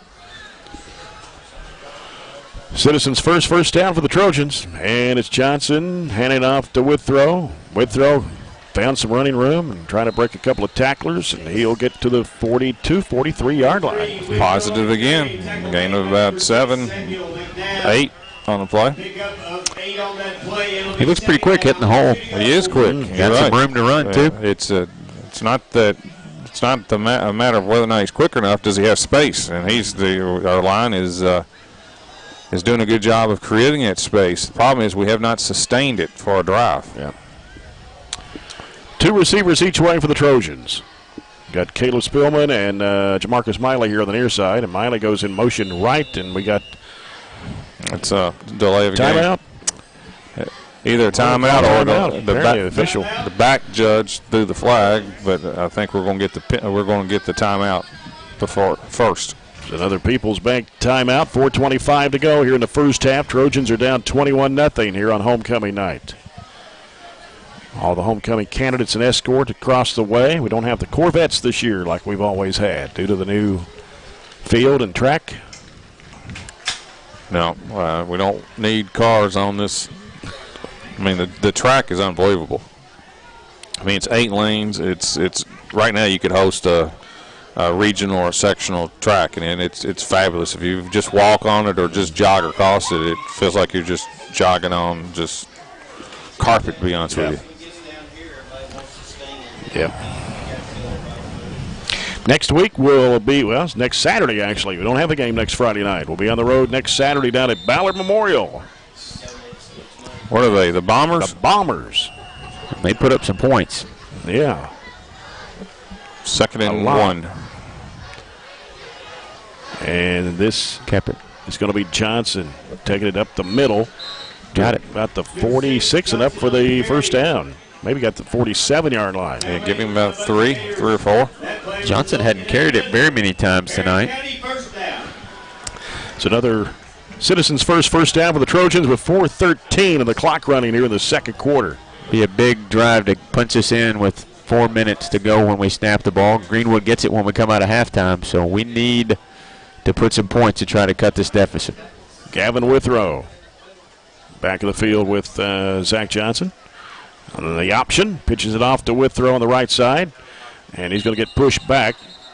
They got to about the 49, maybe the 50. Tackle made by number 5, Zach Langevin. Spotted at the 49.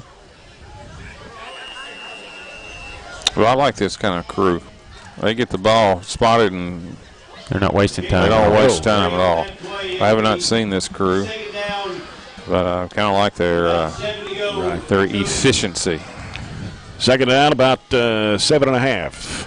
for the Trojans. They're moving from right to left, 3:20 to go in the half, and it's coming off to Johnson, and where do you get to the 47 to the 46-yard line? Yeah, it's tough yards right there. About 3 or 4 tough yards by Zach Johnson. Coca-Cola scoreboard update: Campbellsville 28, Monroe County 6 in the second quarter. Yeah, Campbellsville can score, and I don't think Monroe can keep up with them. It'll be 3rd down and 4 to go. Trojans. 3rd down, 4 for Barren. Withrow to the left of Johnson. Johnson rolls out left. He's looking. Going to throw. The pass is going to be complete at the 29-yard line. Charleston again. Chelson, I'm sorry. And another Citizens first down for Barren County. Yeah, it was not an easy throw that time either by Zach, because he was rolling left. He had to throw it across his body, but it seems like Chelson is open all the time. 14, gain of 14. And I've not seen him really drop one all year either. Withrow to the left of Zach Johnson again. 3 receivers out to the right side. And Withrow. Had a cutback lane. Yeah. Number 3, Withrow on the carry. Got a yard. Number 78, Jacob Ellis. 2nd and 9. We have 2 minutes left, and we have no timeouts left, so that could eventually be a factor, even though we do have it at the 28. Yep. We got trips to the right side. And here is Johnson. Throws it across the middle. It's incomplete, intended for Miley. Yeah, that was that's that run-pass option that time where he could hand it off, run it himself, or make the pass. And he tried to get the ball down the field a little bit, but he's faced enormous pressure. I think it's Boyd that hit him. That's a dangerous throw, too, rolling all the way to the right and throwing back across the field to the left side. Minute 46 to play now in the half. 3rd and 9. Johnson. And hands it off to Miley, trying to sweep around to the right side. He may be gone. Wow. And he's going to take it in. Touchdown, Barren County. Never thought that play had a chance, to be honest with you, because it didn't look like the timing was perfect that time, and it looked like from this angle, that's the jet sweep to Miley. It looked from this angle that Greenwood kind of had it strung out, and man, when he hit that hole, he was gone. I mean, I know Jamarcus is fast, but boy, he just exploded, and that score right there keeps us in the game. Right. Extra point try by Aiden Niken, the freshman. This one goes up, and it is good. Wow, where'd that come from? Let's go down to Chad Withrow. Nice play and a nice touchdown there, Chad. Yes, it was a very impressive drive. You know, we kind of give them a taste of their own medicine. We kind of run it down their throat, mixed in that one pass in there. But so, you know, that was very good. Hopefully we can hold them here in minute 39. We've been a second half team so far this year, so big defensive stand coming up right here with a minute 39. All right. Waiting to see the replay here on the monitor, but it looked like he got around that edge, and it wasn't really any blocking that was in front of him. He just found a small little crease, and when he saw it, he hit it and hit it hard and turned upfield for 27 yards in that touchdown. I know we really want to get him involved. He hasn't been able to catch a pass tonight, but he's got 2 carries for 36 yards and that 27-yard touchdown. Aiden Niken will kick off for Barren. That was a good-looking extra point, too. Yeah. Got some leg on it. That's what we need. We need that guarantee when we are able to punch one in that we got that extra point. Metcalf leads Edmonson County 6-0 halftime. Glasgow 21, Warren East 13 in the second. Here's Niken's kick. And it's going to the right side of the field. It's going to be caught at the 10. Running across field and cuts back and trying to get to the 15. He's coming to the far side of the field, and a flag came in late at about the 17. It's going to be a block and a back by Greenwood, number 18. Yeah, that was 17 on the return, and he just shoved, I can't tell if, I think it was 14 right square in the back. And we got an injured player, a Trojan, on the field right now. Mason Wilson was the kickoff returner, I believe, for Greenwood. I can't really tell who it is right now, but there is an injured player on the field. think it's Gavin. It's either a 3 or a 5. Yeah. I can't tell. It is Gavin. He's sitting up right now. That's a good sign. And he's walking off. I couldn't tell who got blocked in the back, but he got blocked into the back right into the play and kind of got bent backwards. It looked like Landon Key, but I don't know if he was out there. It might have been Gavin that. Chad, you were down there. Could you see it Gavin? closer than we did? Or Tyler Busch? I couldn't see who got hit. Gavin's the one that was down, but I'm not sure exactly who got hit. I was blocked out, but he looks like he maybe got hit in the back of the neck or something. I'm not sure. I'll find out. Okay. Minute 30 to go here in the first half. 21-7. Greenwood on top. They have the football. Well, I would think that they will play pretty cautious right here. They got terrible field position at the 10. Yep. John Morrison, sophomore quarterback for the Gators, takes the snap almost out of the end zone. Gets rid of the football. It's going to be complete. A tackle made right around the 11-yard line. That's Gill again. Gill's had a really nice game. Yeah.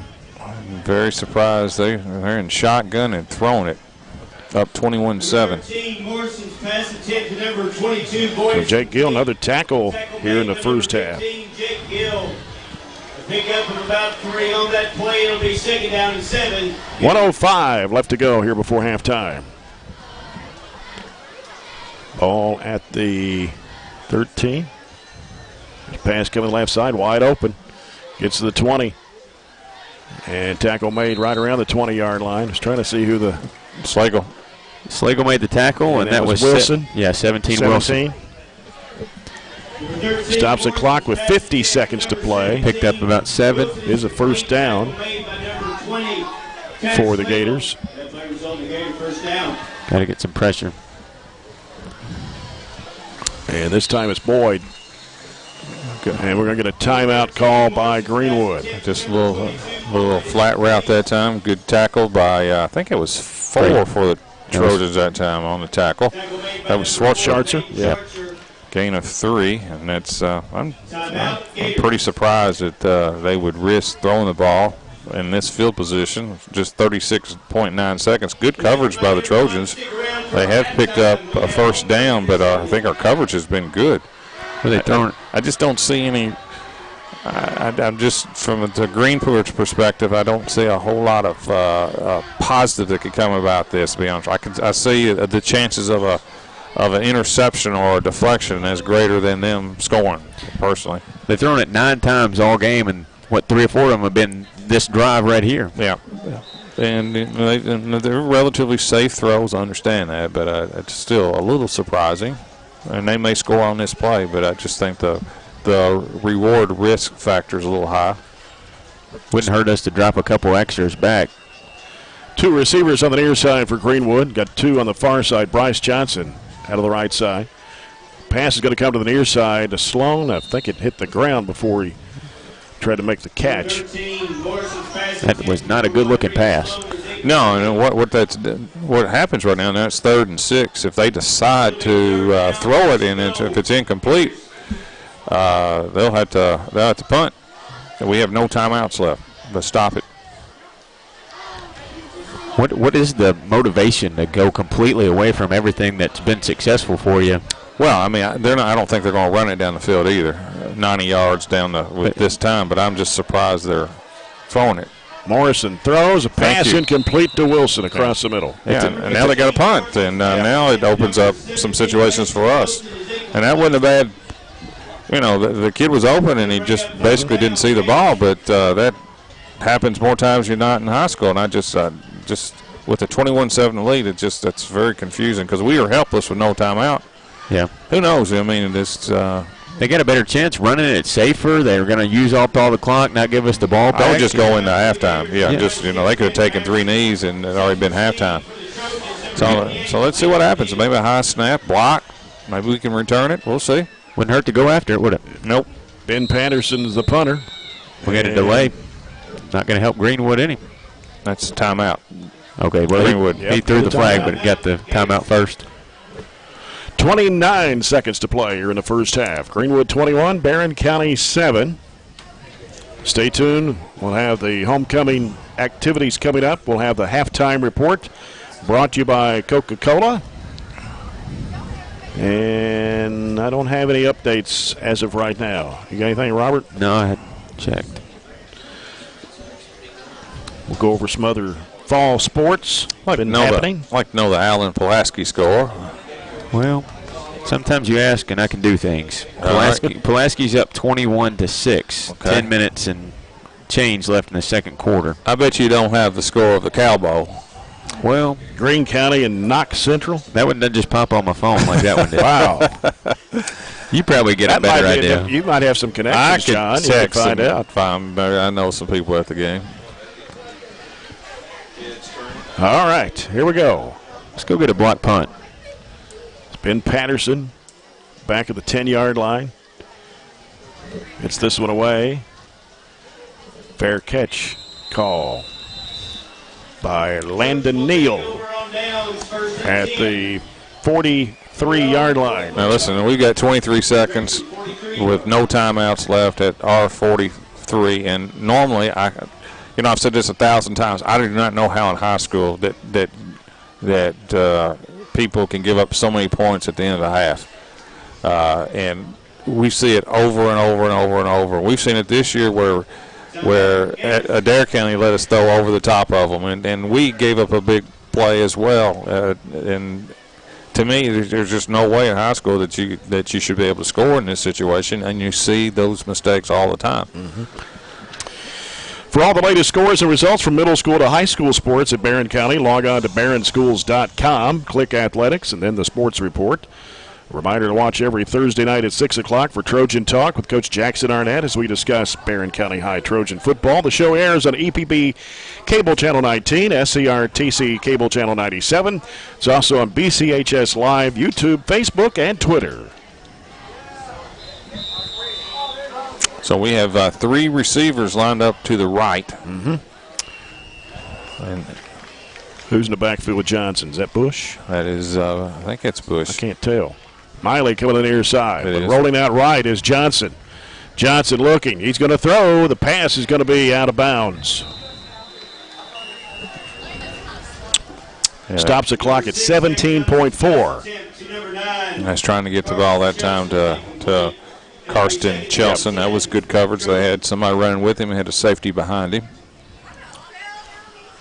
So in that second down at 10, Trojans have it on their own 43.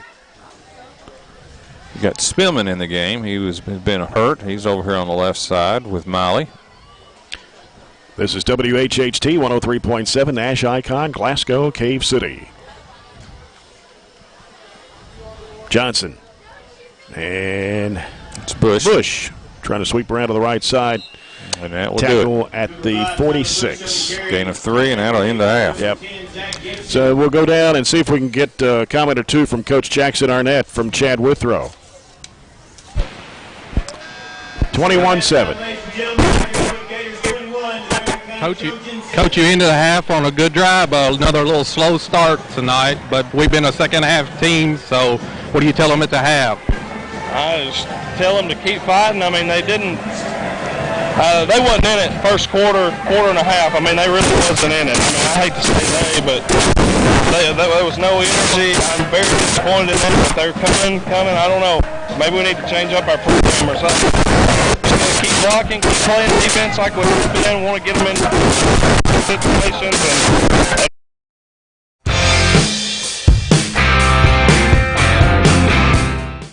Media Network, or BMN for short, is a network of Barren County High School's 3 major media outlets: 88.7 FM, Trojan Radio, BCHS Live, and the Trojan Times school newspaper.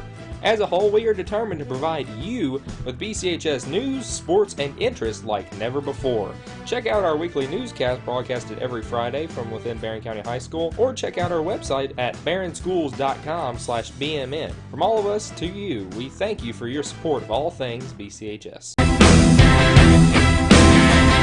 Trojan Thread School Spirit Store is the #1 place to find any and all things BCHS, with a wide selection of clothes including hoodies, t-shirts, long-sleeve shirts, and polos, to everyday items including pens, pencils, notebooks, and stickers, to jewelry including earrings, necklaces, bracelets, and wristbands.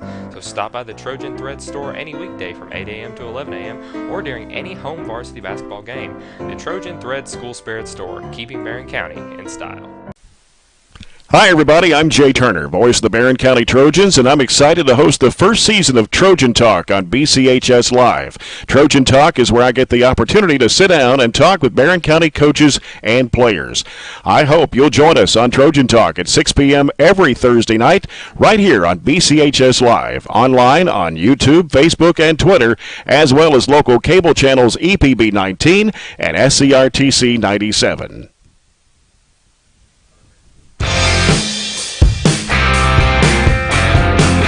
Brianna Shirley, reporter Lily Shipley, Sergeant of Arms Allie Bell.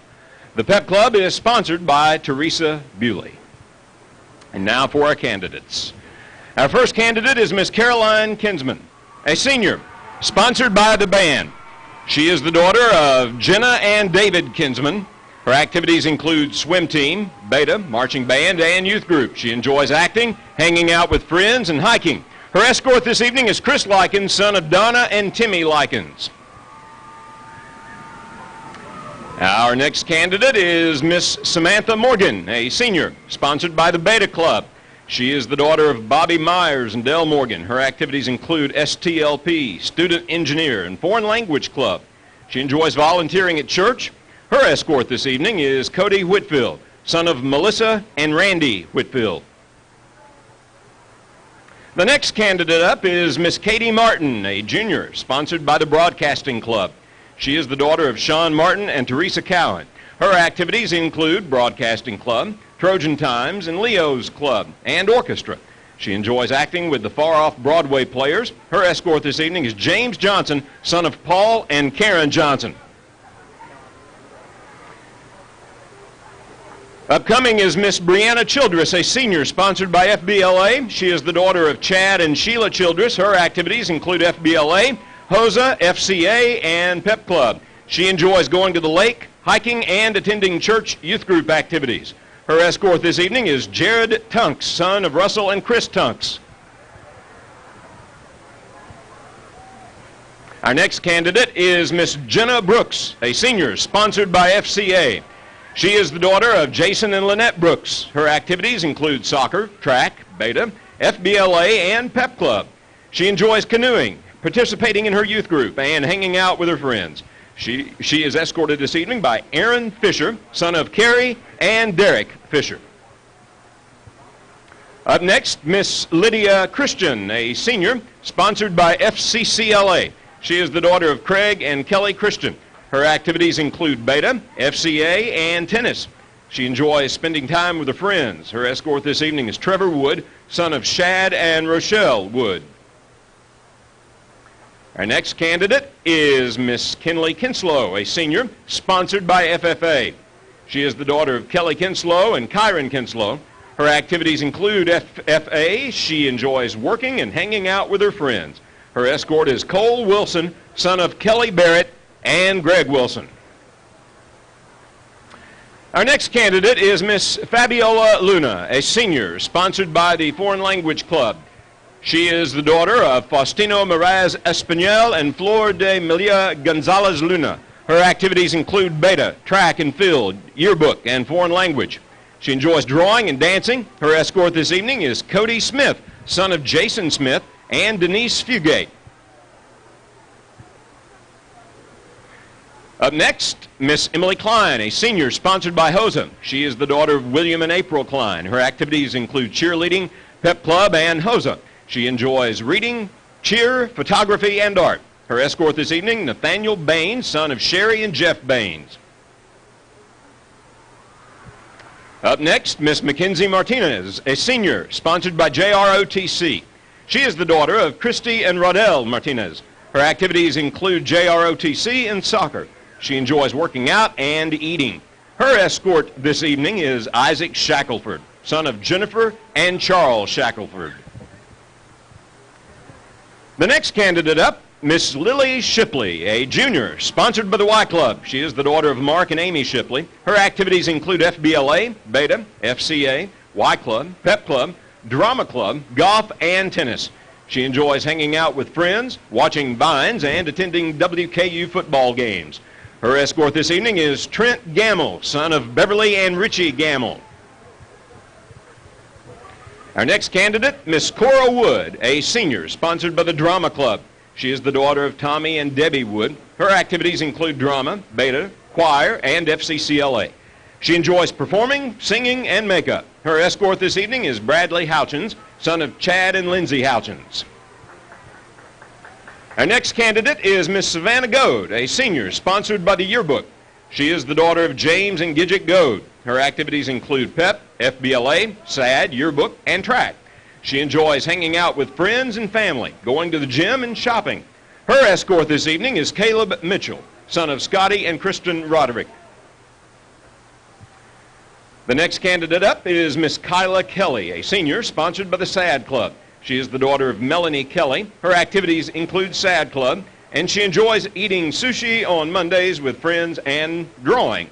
Her escort is John Turner, son of Michelle and J.D. Turner. The next candidate this evening is Michaela Ray Vinson, a senior, sponsored by the Travel Club. She is the daughter of Josh Vinson and Serena and Andy Carver. Her activities include Beta, Travel Club, Best Buddies, and Drama Club. She enjoys listening to music. Her escort tonight is Riley Knight, son of Brad and Tony Knight. The next candidate is Miss Brianna Shirley, a senior, sponsored by the dance team.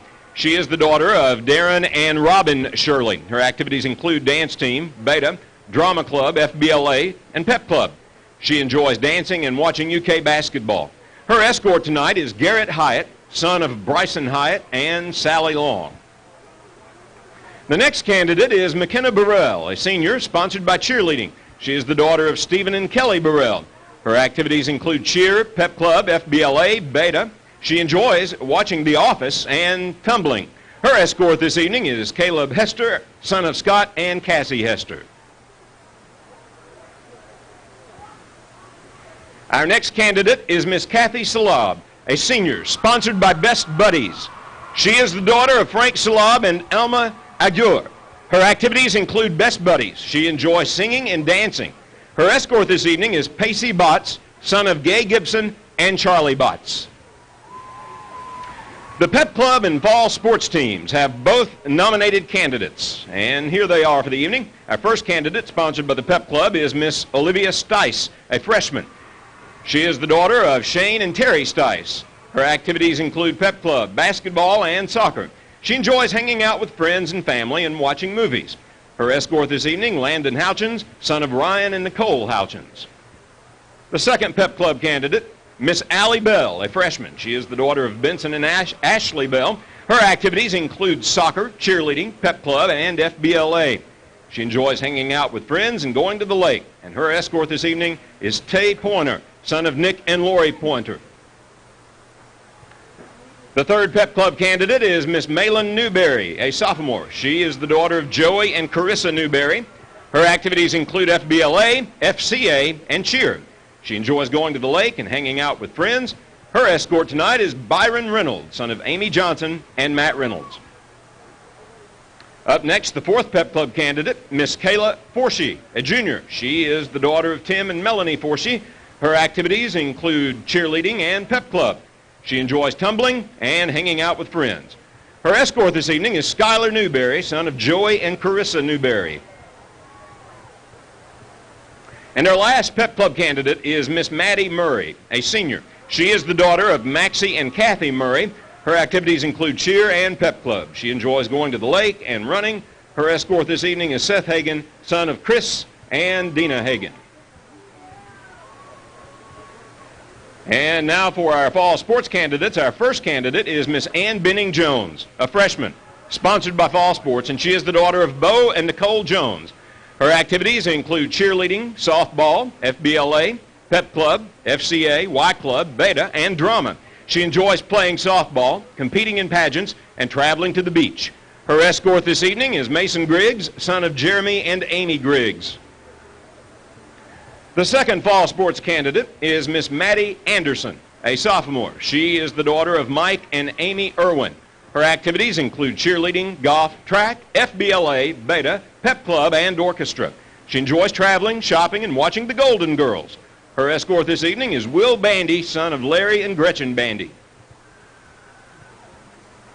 Our third fall sports candidate is Miss Micah Burrell, a junior. She is the daughter of Stephen and Kelly Burrell. Her activities include soccer, cheerleading, FCA, HOSA, and pep club. She enjoys playing soccer, tumbling, and being outdoors, and her escort is John Richardson, son of Clay and Lisa Richardson. And our last candidate, sponsored by Fall Sports, is Miss Annabelle Botts, a senior. She is the daughter of Jimmy and Kathy Botts. Her activities include beta, FCA, drama, pep club, magnet, track, and cross country. She enjoys making videos for the Gramps community, spending time with her youth group, and practicing karate. Her escort this evening is Trey Carver, son of Billy and Emily Carver. The Pep Club would like to say a thank you to the JROTC Sabre team, the West End, Unique Gifts, Redmond's, Ellen Blevins, Lowe's, and Brad and Jennifer Bailey of Serenity Salon and Spa for sponsoring the Crown. And now the Pep Club would like to welcome back the 2017 football homecoming queen, Miss Emmy Jones. Emmy is the daughter of Jeff and Tammy Jones, and she is a freshman at UK and a member of the UK band's drumline. And now for the moment we have been waiting for. First, the runner-up homecoming king is Caden Murray, son of Kathy and Maxie Murray.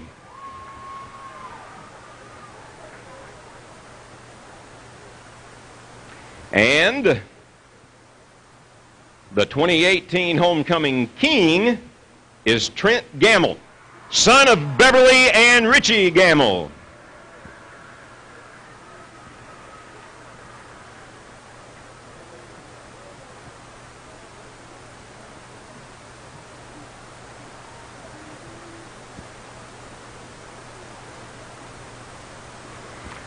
The homecoming queen runner-up,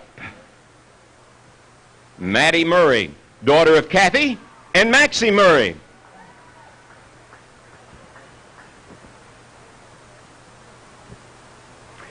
And the 2018 Barren County High School homecoming queen is Kathy Salab, daughter of Frank Salab and Alma Aguirre.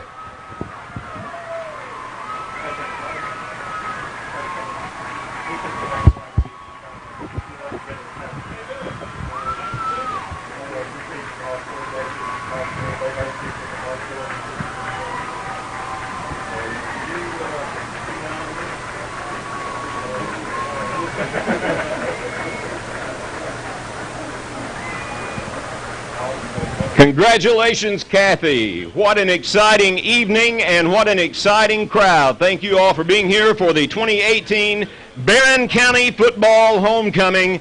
And we'll get back to the rest of the game shortly. Enjoy your evening. Be safe.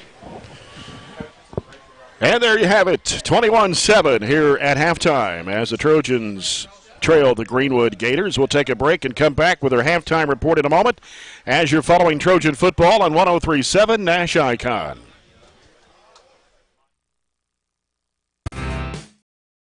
You're watching BCHS Live on YouTube, Facebook, or Twitter. BCHS Live is a student-led live online video production program started in 2015 by 4 BCHS freshmen. The BCHS Live program is here to showcase everything going on at BCHS, from athletics to special events and opportunities to ceremonies and celebrations. The BCHS Live program is here to show everyone in our community what BCHS is all about, and with 3 major online outputs of our broadcasts, we truly live up to our motto: everything BCHS, anywhere you want it.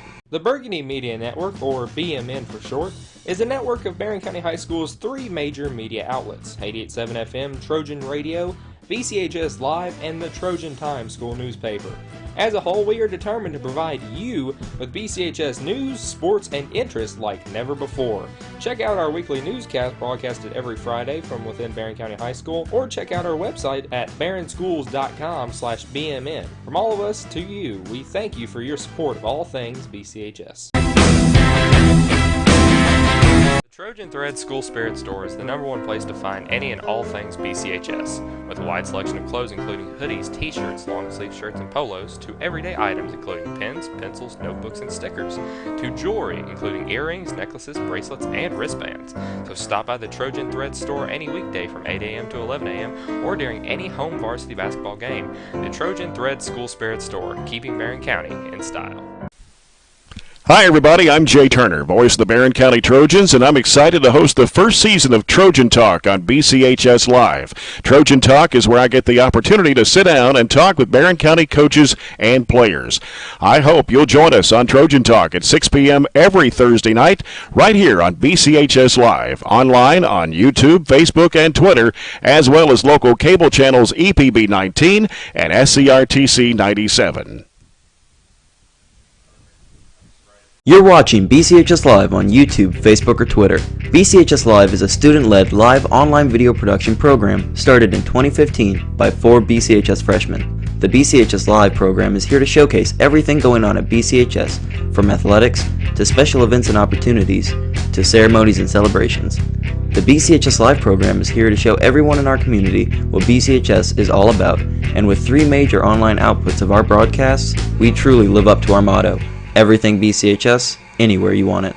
The Burgundy Media Network, or BMN for short, is a network of Barren County High School's 3 major media outlets: 88.7 FM, Trojan Radio, BCHS Live, and the Trojan Times school newspaper. As a whole, we are determined to provide you with BCHS news, sports, and interest like never before. Check out our weekly newscast broadcasted every Friday from within Barren County High School, or check out our website at barrenschools.com/BMN. From all of us to you, we thank you for your support of all things BCHS. The Trojan Thread School Spirit Store is the #1 place to find any and all things BCHS, with a wide selection of clothes including hoodies, t-shirts, long-sleeve shirts, and polos, to everyday items including pens, pencils, notebooks, and stickers, to jewelry including earrings, necklaces, bracelets, and wristbands. So stop by the Trojan Thread Store any weekday from 8 a.m. to 11 a.m. or during any home varsity basketball game. The Trojan Thread School Spirit Store, keeping Barren County in style. Hi, everybody. I'm Jay Turner, voice of the Barren County Trojans, and I'm excited to host the first season of Trojan Talk on BCHS Live. Trojan Talk is where I get the opportunity to sit down and talk with Barren County coaches and players. I hope you'll join us on Trojan Talk at 6 p.m. every Thursday night, right here on BCHS Live, online on YouTube, Facebook, and Twitter, as well as local cable channels EPB 19 and SCRTC 97. You're watching BCHS Live on YouTube, Facebook, or Twitter. BCHS Live is a student-led live online video production program started in 2015 by 4 BCHS freshmen. The BCHS Live program is here to showcase everything going on at BCHS, from athletics to special events and opportunities to ceremonies and celebrations. The BCHS Live program is here to show everyone in our community what BCHS is all about, and with 3 major online outputs of our broadcasts, we truly live up to our motto: everything BCHS, anywhere you want it. The Burgundy Media Network, or BMN for short, is a network of Barren County High School's 3 major media outlets: 88.7 FM, Trojan Radio, BCHS Live, and the Trojan Times school newspaper. As a whole, we are determined to provide you with BCHS news, sports, and interest like never before. Check out our weekly newscast broadcasted every Friday from within Barren County High School, or check out our website at barrenschools.com/BMN. From all of us to you, we thank you for your support of all things BCHS. The Trojan Thread School Spirit Store is the #1 place to find any and all things BCHS, with a wide selection of clothes including hoodies, t-shirts, long-sleeve shirts, and polos, to everyday items including pens, pencils, notebooks, and stickers, to jewelry including earrings, necklaces, bracelets, and wristbands. So stop by the Trojan Thread Store any weekday from 8 a.m. to 11 a.m. or during any home varsity basketball game. The Trojan Thread School Spirit Store, keeping Barren County in style. Hi, everybody. I'm Jay Turner, voice of the Barren County Trojans, and I'm excited to host the first season of Trojan Talk on BCHS Live. Trojan Talk is where I get the opportunity to sit down and talk with Barren County coaches and players. I hope you'll join us on Trojan Talk at 6 p.m. every Thursday night, right here on BCHS Live, online on YouTube, Facebook, and Twitter, as well as local cable channels EPB 19 and SCRTC 97. You're watching BCHS Live on YouTube, Facebook, or Twitter. BCHS Live is a student-led live online video production program started in 2015 by 4 BCHS freshmen. The BCHS Live program is here to showcase everything going on at BCHS, from athletics to special events and opportunities to ceremonies and celebrations. The BCHS Live program is here to show everyone in our community what BCHS is all about, and with 3 major online outputs of our broadcasts, we truly live up to our motto: everything BCHS, anywhere you want it. The Burgundy Media Network, or BMN for short, is a network of Barren County High School's 3 major media outlets: 88.7 FM, Trojan Radio, BCHS Live, and the Trojan Times school newspaper. As a whole, we are determined to provide you with BCHS news, sports, and interest like never before. Check out our weekly newscast broadcasted every Friday from within Barren County High School, or check out our website at barrenschools.com/BMN. From all of us to you, we thank you for your support of all things BCHS. The Trojan Thread School Spirit Store is the #1 place to find any and all things BCHS, with a wide selection of clothes including hoodies, t-shirts, long-sleeve shirts, and polos, to everyday items including pens, pencils, notebooks, and stickers, to jewelry including earrings, necklaces, bracelets, and wristbands. So stop by the Trojan Thread Store any weekday from 8 a.m. to 11 a.m. or during any home varsity basketball game. The Trojan Thread School Spirit Store, keeping Barren County in style. Hi, everybody. I'm Jay Turner, voice of the Barren County Trojans, and I'm excited to host the first season of Trojan Talk on BCHS Live. Trojan Talk is where I get the opportunity to sit down and talk with Barren County coaches and players.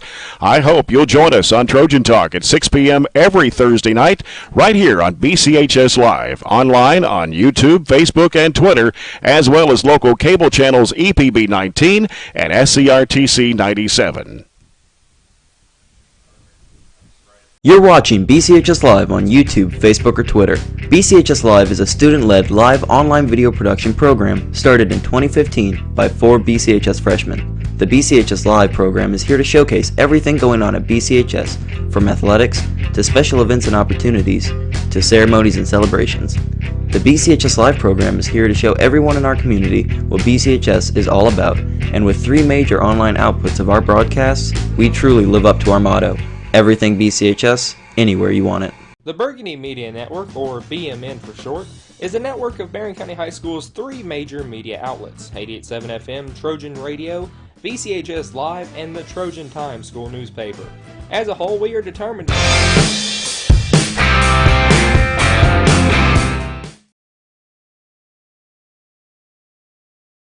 to be very good in Western Hills. The girls played in soccer at E-Town and lost to a very good South Oldham team and 2 Tennessee teams.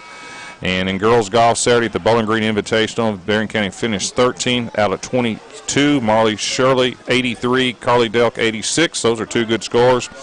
And that kind of wraps up quickly. Didn't get to all the middle school action. We'll try to get to that maybe later if we can. Yeah, and anytime you want to check the scores, results from middle school to high school, just log on to barrenschools.com, click athletics, and then the sports report, and you can find out everything that even John didn't get on the air tonight. So it's been a busy week. Been a lot of stuff going on.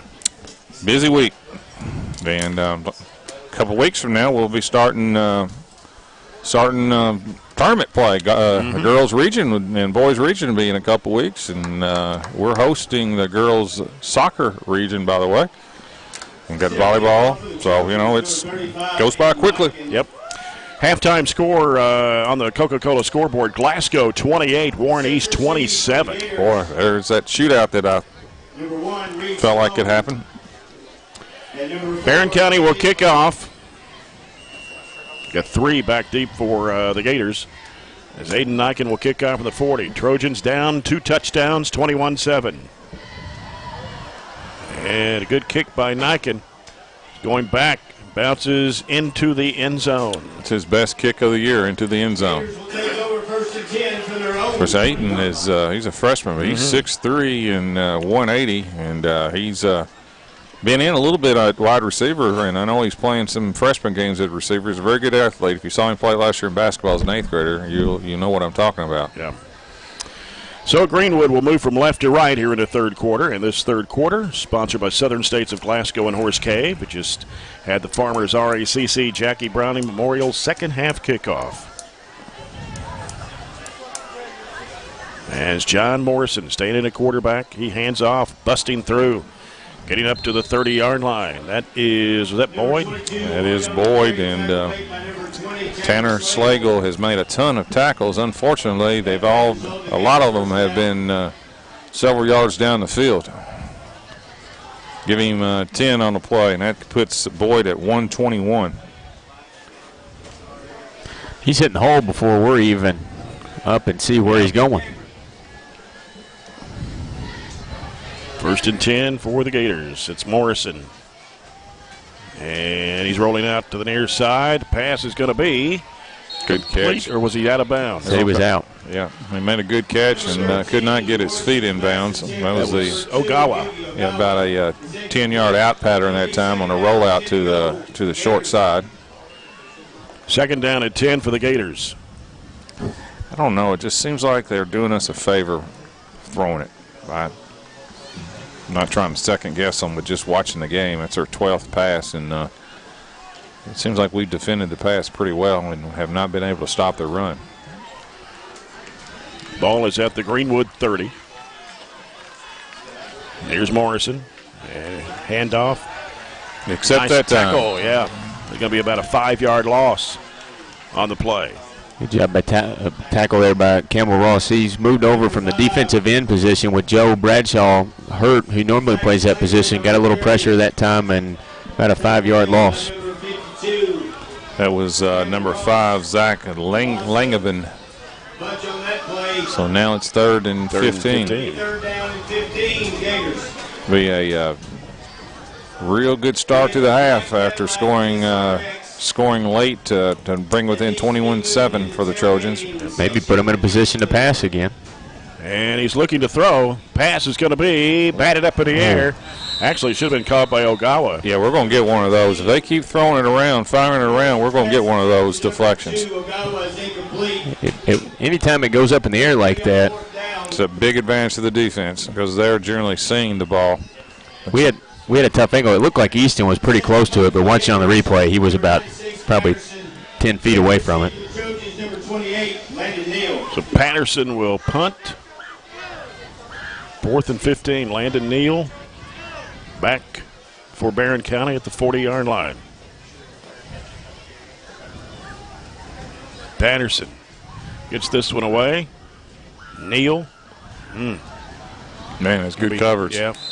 Tackled at the 43-yard line. Yeah, that's good coverage. They got good speed, and that was Alex Rhodes on the tackle, but number 1 got down there first, Reed Sloan. So 1st and 10 from the 42, 21-7, clearly not out of the game. No. Let's go down to Chad Withrow. Chad, you have a chance to talk to Coach Arnett coming out of the locker room? Well, not much coming out of the locker room. I talked to some of the assistants, and, they say come out here and hold them and get a score, and that's exactly, we've done half of it now. So if we can score here, we got a game just like we had last week. Yep. All right. Zach Johnson, man in motion. That's Miley coming to the near side. It's to Withrow. And it's Withrow, and actually going to be a loss of 1. Looks like they faked that time the jet sweep that time to Miley. That's what we scored on the touchdown, and gave it to Gavin instead, and that was well defended by Greenwood. No gain. 2nd and 10 for the Trojans at their own 42-yard line. Be nice to build on some of that momentum from the defensive stop and just kind of build that up and make this a game and put Greenwood in a situation where they probably didn't think they would be up 21-0. Trips to the right. Got Miley on the near side. And a fumble. They got it. No, we got it. Yeah, Johnson they got it. They end up getting working out everywhere there. That was a low snap that time. It basically hit Zach in the foot, And I thought Greenwood had it at first, and then it looked like we may have gotten it, and then ultimately Greenwood got it. And I believe that's our third turnover, and that's a bad spot. Yeah. Jacob Ellis got it for them. So. You kind of predicted that one earlier. You said he got one, and he did that one.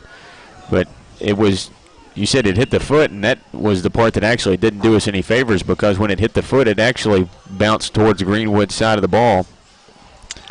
Got a really, it's a big stop right here. Great field position for Greenwood. John Morrison, the quarterback. Got Sloan in motion, and it's going to come in the middle. Boyd right down the middle, breaking tackles. And he'll take it to the 23-yard line. I know you can't run the same play the whole game, but I don't understand why they don't run the same play the whole game. That inside handoff is just killing us. That's 12 more yards for Boyd. He's at 133. The only thing you think of is they're trying to diversify their offense and work on things for later on, but, they're not out of the woods in this game. No, they're 1-3. They need to get a win. Two receivers to the left for the Gators. And here is Boyd once again, stumbling, going down to the 20. Gain of 3. Yeah, actually 4. Yeah, when we tackle him, he's always, it seems like to me, falling forward too. Yeah. Gain of 5. You got to get a couple good hits on him, push him back the other way. Second down, about 6 for the Gators at the Trojan 20-yard line. Got a receiver out to the left side. Boyd and Sloan in the backfield. And he's coming to the near side of the field. Tackle made about the 18-yard line. Like Wyatt Pettigo there.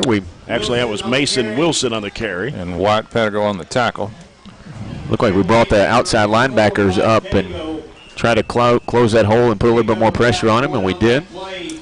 Be 3rd and 3. This is 4-down territory. I'm making them throw. Now, they're throwing anyway, but I'm going to make them beat us through the air. We're kind of trying a little bit, but yeah, we've got a lot of people around the line of scrimmage. Shuffling it late. And fumble. Thank you. That was a good snap, and that time the quarterback dropped it. Yeah, trying to hand the ball off to the back there. That was an unforced turnover. We'll take it. They still have the ball, but it's going to be 4th and 8 now. And the thing was, we were in a terrible situation because we were shuffling, and our defense wasn't set. They had us in a great position, and it looks like they're going to bring in the old field goal kicker. That's a 39-yard field goal. Isn't that right, John? 39. That is number, 86? Yeah. That's a big leg. Yeah, I don't like their chances. No, it's actually Patterson. And it fumbled it. Now he's going to have to run with it. Oh, we got to get that. Now we got him. To the 20, out of bounds. Tyler Busch got him on the sideline. The Trojans will take over on downs. That was not very good execution. They went for it. They went for the field goal, and basically I thought the snap was okay. Just dropped it again.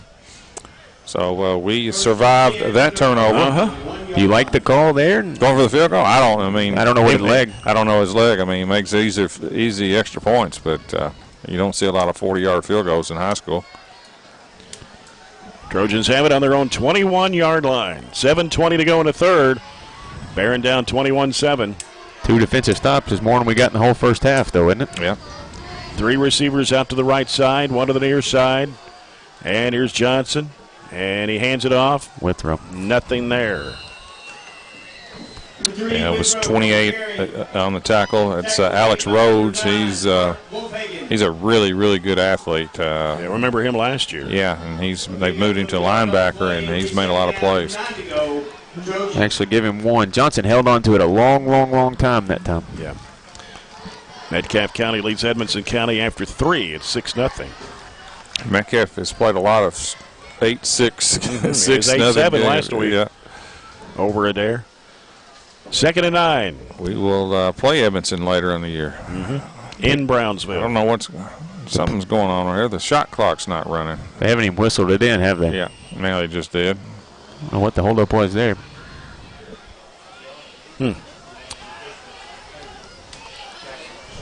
Got Tyler Busch in the backfield this time with quarterback Zach Johnson. Trips out to the right. Johnson fires. Pass complete to Miley. Miley still trying to get some more yardage. Gets a first down and several more yards.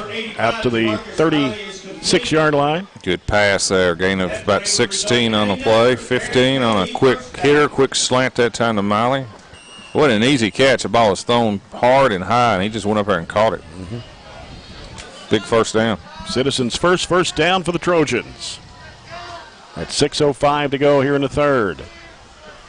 Trojans trailing by 2 touchdowns, 21-7. Trips out to the right again. Johnson tucks it in and gives it to Busch. Busch will try to get across the 40. Number 5, Tyler Busch on the Stopped carry. right at the 40-yard line. Gain of 4. Number 58, Luke Roten. Luke Roten on the stop for the Gators. Pick up of about 4 on that play. It'll be Second and 6 for Barren County. I believe we may have Miley in the backfield this time with Tyler Busch. 2 receivers left, 1 to the right. And trying to get set. And Johnson hands it off to Miley. Miley trying to go down the middle. Nice carry there. Yeah, right across the 45 to the 46. Yeah, those are inside yards, like I said, that Miley has traditionally not had to deal with. And, boy, he was really patient in the hole. And another first down for Miley. Gain of 7. He's had 3 carries tonight, 1 for 9, 1 for 27, 1 for 7. So maximizing his touches, including a reception of 15. Another Citizens' first down for the Trojans. Trying to move it down the field. 2 receivers left, 1 out to the right. And this time, Johnson to throw. Pass is dropped at the 44. I think they're going to give it to us. It looked like it hit the ground. Landon Key. Was it Landon Key? Yep. And first they down. Call it complete. Yep. It was hard to see on the sideline here, and people standing in front of you. So I sure thought he dropped it, but he did a good job. He bobbled it. Yeah, he bobbled it, but ended up catching it. Timeout, Gators. Greenwood. 4:38 left. Relatively fast third quarter. 21-7. Take Gators. People's Bank timeout. Take time out of your day. Join the People's Bank. Their new location, 1300 West Main Street in Glasgow.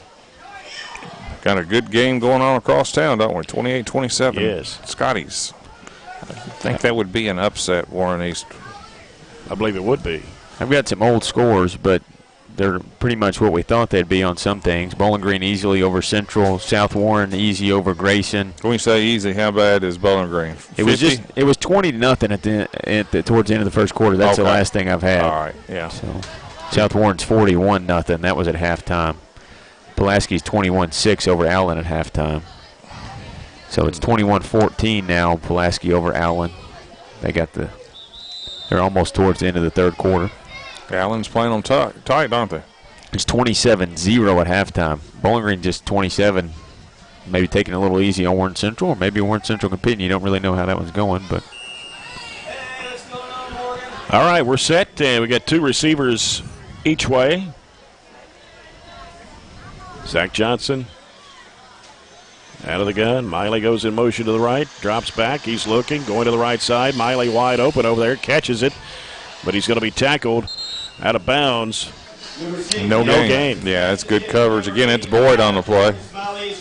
For not Boyd, it's 28 for Greenwood. Alex Rhodes. I don't know why I keep forgetting his name. He's their best defensive player, seems like to me. So it brings up second down and 10 for Barren County at the Greenwood 43-yard line. Coming down at 4 minutes to play here in the third. Be nice if the Trojans can score on this drive. Here's Johnson. Hands it off to Miley. Miley gets across the 40 to the 39. Number 85, Miley. Going to get about 4 of it back. Tackle made by number 60, A.B. Sosa. 3rd and 6, and this is definitely 4 down. Yeah, it's 4 down territory. We're inside the 40 of Greenwood. Down 2 touchdowns. 2 receivers out to the right, 2 to the left. It looked like Greenwood may have jumped the line there a little bit. Long count, play clock at 5. Johnson fires it, goes through the hands of Charlton. Karsten Chelson. Ball was high. He was open. He was open. Key was open beside him, running a kind of more of a go route. Again, Zach Johnson took a hit, though. It's not like he's just making throws without any pressure. So big play here. 4th and it's every bit 6. Yep. Trips to the left. Busch is to the left of Johnson. Play clock down to 6. And Johnson rolling out left. Looking. In trouble, scrambling now. Trying to get through a hole, and he's going to be stopped right around the 34-yard line. Yeah, half yard short. Needed 6, picked up 5 on the scramble, so that will be a first down for the Gators. Had a little more time, but he was rolling out. Yeah, he's rolling out to his left, and he had 3 receivers on that side, and pretty good coverage, and he almost got it on the scramble. Broke a couple tackles, just couldn't get there. Good effort that time by Zach Johnson. It's kind of not much going on, just we got the windows open, and there's not a lot of buzz going on right now, is there? Mm-mm. Just rolling along in the third quarter. Just 3:10 left. A lot of conversations going on outside. Yeah. All right, Greenwood with John Morrison, the quarterback. Takes the snap, going to hand it off to Boyd around the left side, and Boyd trying to struggle to get some more yardage. Finally taken down at the 41. Tackled by a host of Trojans. Gain of 7. Coots, I think, probably is going to get the most credit, but it's another gain of 8. 14 carries for 146. That's about 10 yards a carry. A little bit more. Bring Ogawa out to the near side of the wideout spot. Man in motion. Handoff. Boyd going forward to the 46, I believe it is. 5-yard first down. Yep. It was Coulter on the tackle, but we're going to give him about 5 on the play. So how many first downs for the Gators tonight? They got a bunch. 15. 15. Receiver out to the left. Morrison.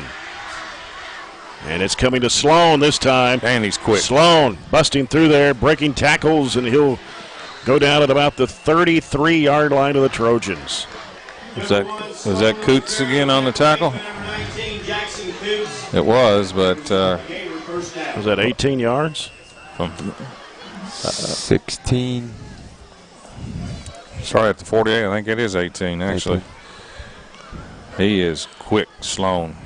He's only carried it 4 times, but for 72 yards.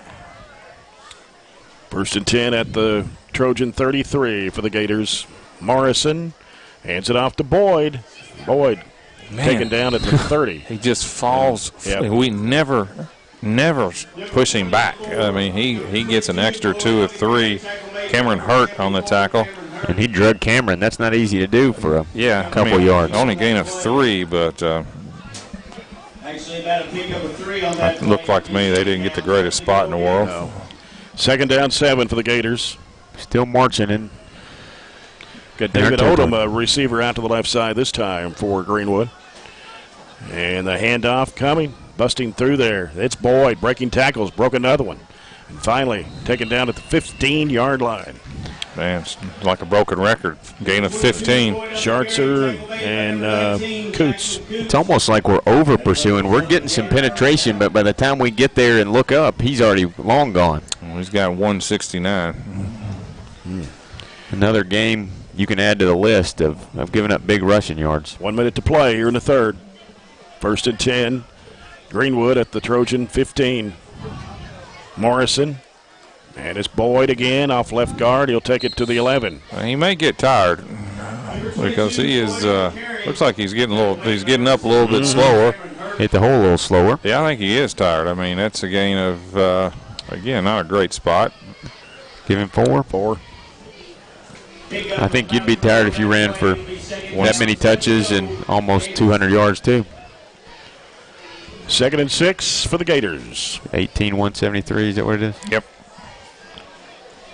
Doesn't have a touchdown. Spread those around everybody else. Man in motion, and then comes to Boyd. Boyd breaking through. Tackle made at the 5-yard line by Frazier. Easton Frazier. First down. Give him 8 on the play. And 10 seconds to play here in the quarter. Well, there's his little break, because he's going to get a little break right here. Yep. We'll come to the end of the third quarter, and after 3, it is Greenwood 21, Barren County 7. We'll come back with the fourth quarter after this break on 103.7 Nash Icon.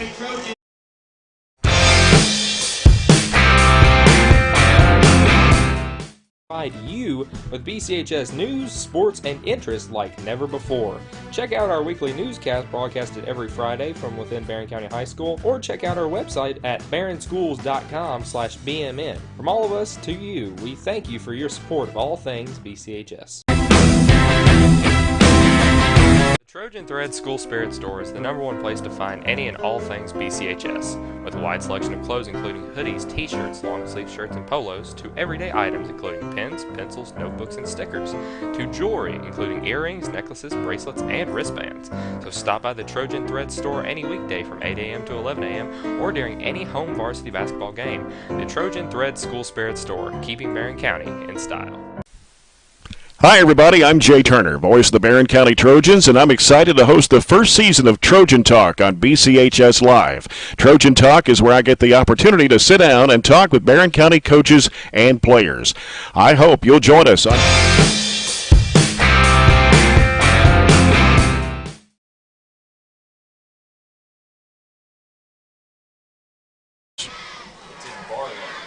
And let's go down to Chad right now. Quick report. Chad? Kind of been a demoralizing drive after we put together a decent drive to get down and lost it on downs. Now this is kind of taking the wind out of our sails just by the reaction down here on the side. All right. Trojans got a lot of work cut out for them now. And touchdown. Trying to go in with a touchdown is Sloan. Is that Sloan? That is so Sloan. Sloan gets his first touchdown after coming back from a hamstring injury. Number 1. And 11:55 to go in the ball game. Reed Sloan. That was a 5-yard run. Ben Patterson for the extra point now. Well, they earned that one, didn't they? There was no pass receptions, no pass attempts that drive. I think they turned you on. Patterson kicks it through to make it 28-7. Turned you on and listened to your offensive advice. Put it on the ground and get a little separation, and that they did. Back to a 21-point game. Just started the fourth quarter.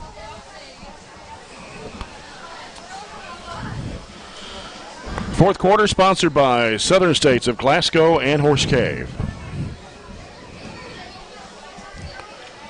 Checking to see if we have any other scores to pass along here.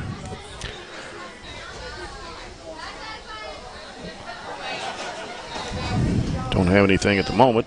Alan Pulaski, 28-21. They're kind of going back and forth there. That's a good performance by Allen. Oh, 7 minutes left of the game. Edmonson County goes up 7-6. That's typical Metcalf Over County Metcalf. score right here. Yeah. Well, Kentucky High School Athletic Association just reported that Grayson County beat South Warren 41-7. I think that score is reversed, and that will be a correction. Yeah.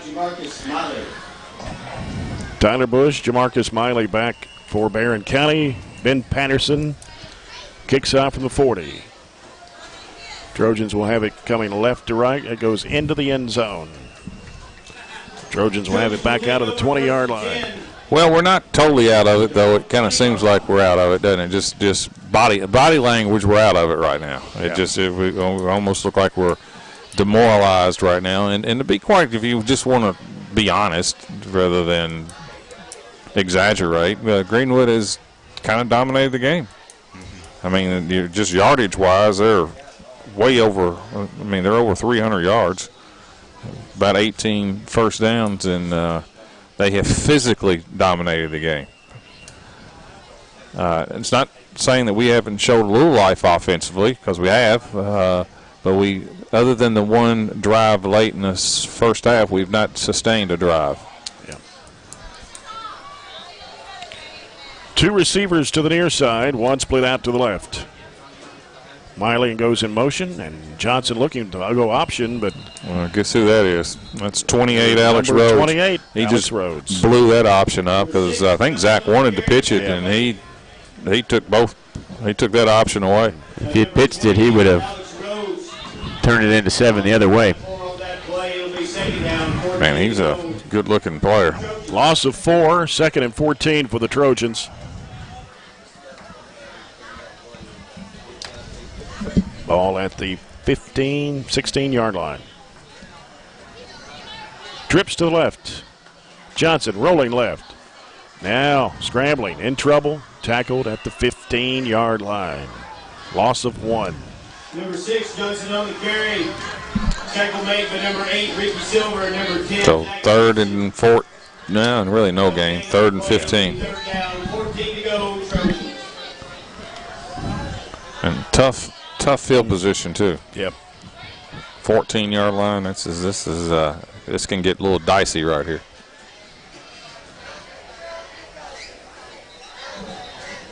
Now official time call.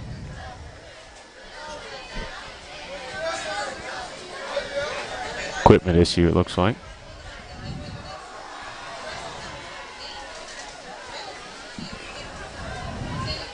Has not been very many penalties at all tonight, has it? No, there haven't. Greenwood has 4. 3. 4 total, right? Yep. Johnson drops back. He's looking. Scrambling now. Spinning away. Ooh, gets hit. Just by who? Alex Rhodes. It's about his 10th tackle, and every one of his tackles means something. I mean, big hit. Yeah, the loss of yards, stop of a conversion. You got about 3, and even though the scores we're down 21, we can't go for it on 4th down from your own 18, even though you've seen some coaches go for it. Well, yeah, but we haven't really shown a whole lot of life this half to even pick it up. No. Yeah, I don't think this is a bad decision. Johnson will punt it from the 4-yard line. Rhodes got close. It's coming. Takes a bounce back. At the, 37? Yeah, great field position for Greenwood. And if the game is not already iced, they can put this game away right here with a touchdown. If you missed the homecoming festivities tonight, Kathy Silab was named the homecoming queen. LaRue County 37, Hart County 12 going into the 4th quarter.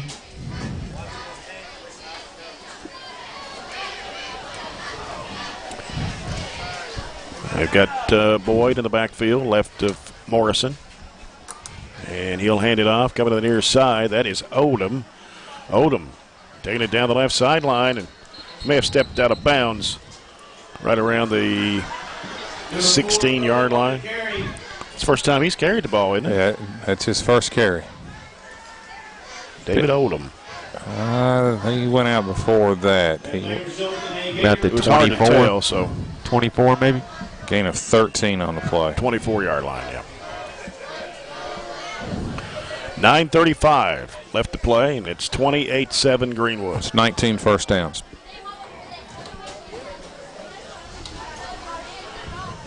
Ogawa on the left side. Odom goes in motion, and here's Boyd going right down the middle, stumbling, still going forward, spinning, going down. Wow. What a run by Boyd. Couldn't wrap him up, and he was stopped at about the 6. Yeah, he's player down. That is that old? Is that? It is. That's Boyd. That's Boyd. Maybe a cramp. They're grabbing his back of his leg right here, and he has put a lot of miles on tonight. It is a cramp. He's not. I'm sure they would like to get him a first down. That was a pickup of 16. I got him at 197. Probably like to get him a touchdown and 200 yards, wouldn't they?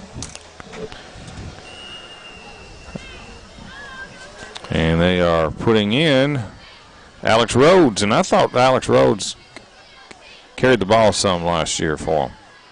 That was a familiar name last year. Got a new quarterback, too, number 5. And he's going under center. First and goal at the 8. Long count. Play clock down to 3. Got it away. Coming to Odom. Odom going to step through and makes it in. They signal? Well, not signaled yet. I don't know how he didn't get a touchdown. There's a fumble in the end zone. Okay. I didn't see that. We're acting like we got the ball. And Greenwood's acting like we do, too. We'll have to watch that one again, see what actually happened. There's a collision at the goal line, and the question is, did he score first? And the officials have not made a call. Now they're huddling. It's either Barron's ball or it is we got the ball. I guess they fumbled it and we recovered it in the end zone, but that was for all the nice things I said about the official. They didn't handle that real well because nobody knew what went on. Chad, were you down there? Could you see it? No, I couldn't see. I was over here at about the 20, and then all I saw was the Barren guy come out with the ball, but I'm not sure what happened. We'll see if we can get the replay on the monitor here. There's not a whole lot you can see. There was a collision right at the goal line. It looks like he gets right at the goal line, about the half-yard line, and we just laid a hit on him, and you can't tell who. I can tell you who has the ball. Number 19 for the Trojans has the ball. Coots. Yeah, we need to go over Jackson with acting because he ought to be jumping up and down. I got the ball. That's right. He didn't really do that. Johnson being chased, throws the ball. It's going to be complete here on the near sideline and taking it up to about the 34. So that saves That's Landon Key. So that saves a touchdown. Gain of 34-14. Well, that's one of the more quieter turnovers I've ever seen at the goal line. Yeah. Couldn't get any closer to the goal line to fumble the football, though. Again, Greenwood changed quarterbacks and changed backs that time, which is interesting. Right. Under center is Johnson. Pitches it out. That is Miley, the tailback, trying to sweep around to the left end, and he's going to be tackled around the 30-yard line. Loss of 4. Yeah. Just took way too long to get to that edge. Yeah, that was a toss sweep, and Jamarcus was trying to wait for a hole to open up, and too much speed that time by Greenwood. And, again, he had Alex Rhodes over there on the tackle. Yeah. Here's an interesting score. 6:53 to go in the third. Warren East 33, Glasgow 28. Boy, that's upset city. And Glasgow has been winning, but they haven't been quite as dominant as maybe you would have thought against some of the teams they played. So maybe this will be a wake-up call for them. 2nd and 15, Johnson. And he's going to keep it. He'll get a couple of yards back, but yeah, it's going to bring up 3rd down. Not much there. Yeah, not getting back to even the original line of scrimmage, I don't think, is he? No. They have kind of taken away our passing game for the most part. Like I said, their team speed is the best that we've faced so far. And this 28 for them is the best defensive player that we face, Alex Rhodes. You talk about Greenwood changed quarterbacks. Zach Langevin. Yeah, came in. Yeah, came back in. For that because play. He had been starting at quarterback. Yeah, I don't know exactly what caused that. Here's Johnson. Rolling out right. Scrambling. Gets rid of the football. It's almost picked off. Almost. Who was it? Alex Rhodes. Yeah, it should have been a he touchdown. He took that home. It hit him right between the 2 and the 8. He would have walked in. He's never going to have an easier interception. And it's going to be a face mask, though, it looks like to me. Or no, it's a hold on Barren, so that would have been a touchdown. I mean, that was a 5-foot pass. I don't know how he missed it, to be honest with you. Maybe he's too close, kind of surprised him, but. So bring up 4th down. 7:02 to go in the ball game. It's 28-7. Greenwood. Odom is back at the 40 for the Gators. Zach Johnson at the 20. And Odom, 50, 45, down to the 41.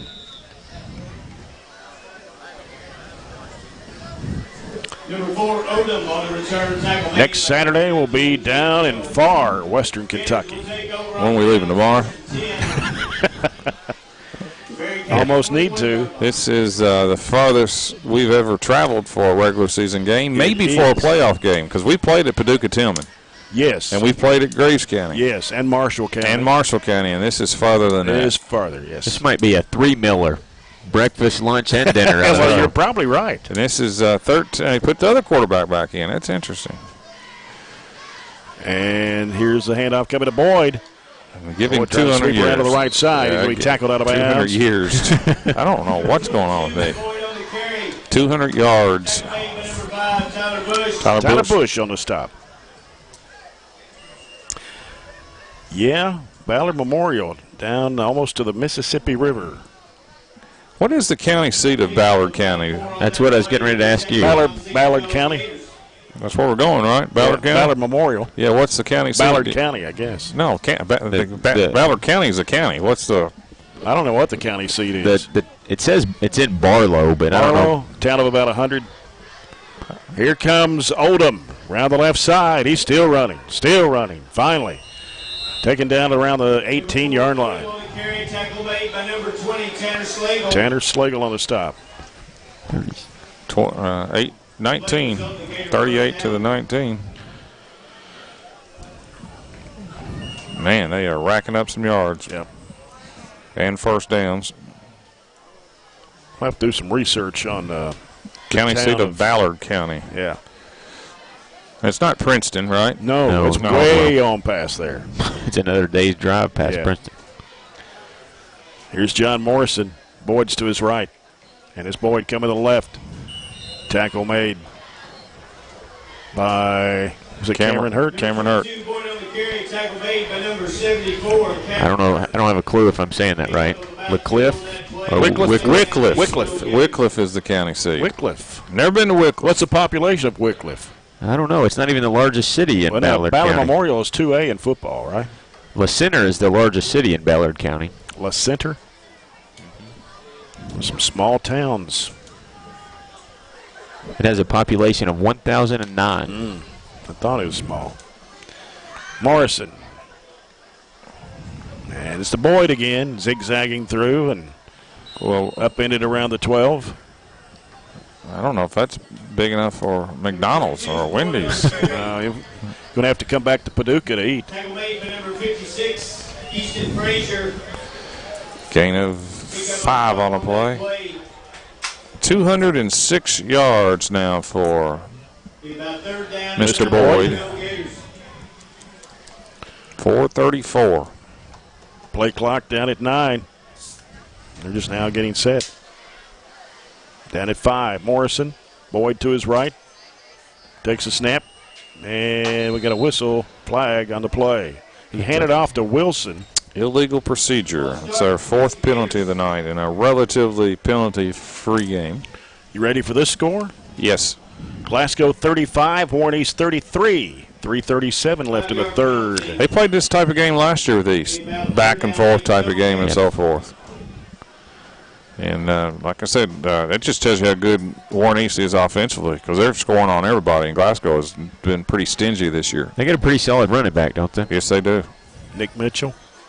Well, that's Glasgow's. Warren East got a good one. Warren East got, trying to think of his name. There's another penalty. Another illegal procedure. Ball start against Greenwood.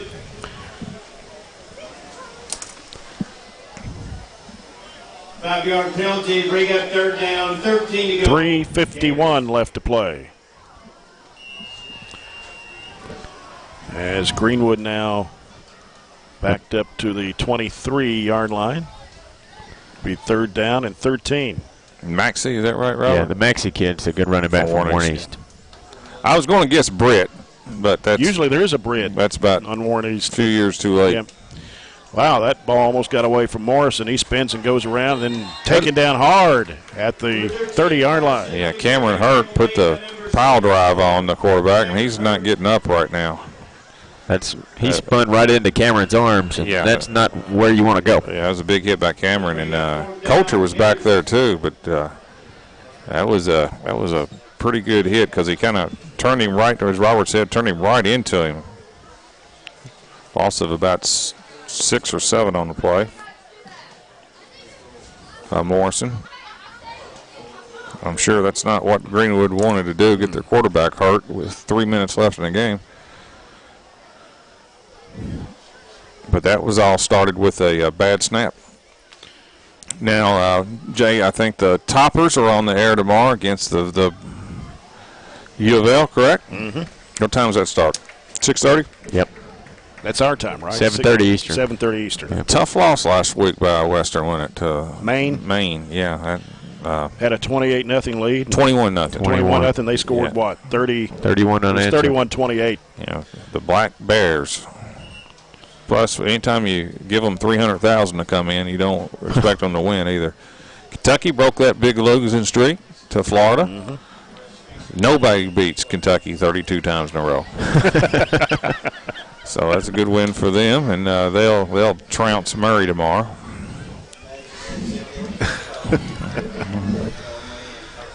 Odom and Ogawa on the left side. And they've got Langevin in the backfield now at the quarterback spot. And they're He's throwing looking to throw for some reason. And he's in trouble. He's being chased. Going to roll out to the right side. He's still running. Breaks a tackle. Spins. Breaks another tackle. Running all over the place. Good hustle. Bring him down. Good hustle by the Trojans. When they finally tackled him, all 11 Trojans were right around the ball. So that was good effort that time. We got a soccer tournament going on this weekend, guys. Right. We're hosting the Trojan Classic, boys and girls, tomorrow. Full day? Yeah, I think they had a couple games tonight. We don't play till tomorrow. 1st and 10. 2:49 left. That game next Saturday down in Wycliffe starts at 3 o'clock. The girls play at 8:30 in the morning tomorrow, and the boys play at 10:30. You gonna be out there cooking breakfast for everybody? I don't know. I may go, but I'm not going to be there too early. Here's a handoff coming to the left side. That's Shirley, Ryan Shirley, his Ryan first carry. Shirley. Hadn't called his name tonight. Freshman. Number 24, Shirley on the carry. And they're going to pick give up him a what? couple, yeah. Give him 3. 3. Well, keep it on moving it. Right at 3. Pick up of about 4 on that play. Okay, maybe 4. Give him 4. 2nd and 6. Scott's being a little nicer than we are. 2:20. Ball at the 31. Pitch over to the near side. And a hit made at the 32. Shirley again, Ball right? carrier Shirley. Number 24, Shirley on the carry. Tackle made. By number Not 48, much. Dalton Roddy. Give him what, 1, Jay? Pick up of Give him 2. to bring up 3rd down. 3rd and 4. Trojans. 1:53. The clock running here in the 4th. Ball at the 34-yard line.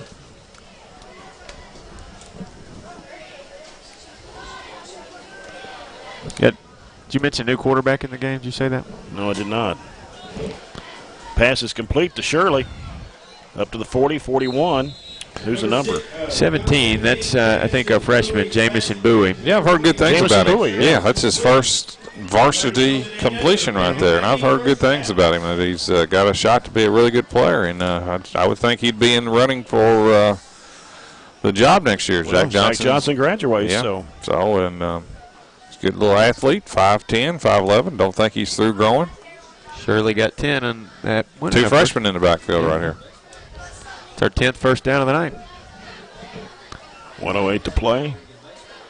Citizens first down, and then we've got a delay of game. That's quick. Delay of game penalty against Barren It's just our second penalty. They've both been 5-yard variety. Penalty, the 1st down, 15 to go. Trojans.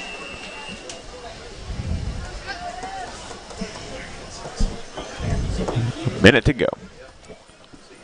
Bowie taking it on his own. Tackled about the 38, 39. I'm not sure if he got anything on that one. No, showing no gain. No gain on the play. This should. This will be about it right here. Unless we just really want to hurry. Greenwood still has their top dogs out there on defense because. Yeah, Rhodes is out there. Here's Bowie. Coming to the near side. Pass complete. 40. Oh, big hit that's there. A big hit, and then a flag coming in late. Knocked Gavin's mouthpiece out. They're going to get probably a personal foul, helmet-to-helmet hit on that one.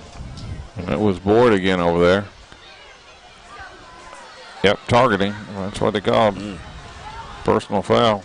And again, everybody's okay, but that's just 28-7, 19 seconds to go. You got your, from the Greenwood perspective, your best player out there. Boy, that's unnecessary hits, right? That was just was a kind of pretty big collision for this. Greenwood play next week? I didn't look at their schedule to see. I guarantee it's somebody pretty decent. Probably start district play. Is it Bowling Green next week? Bowie rolling left, trying to dump it off, and the ball, we got another flag. All of a sudden the flags will come out. Yeah, you mentioned that they hadn't thrown very many flags all night, and then all of a sudden they're holding on us. Calling holding, and it's declined. 6.5 to play.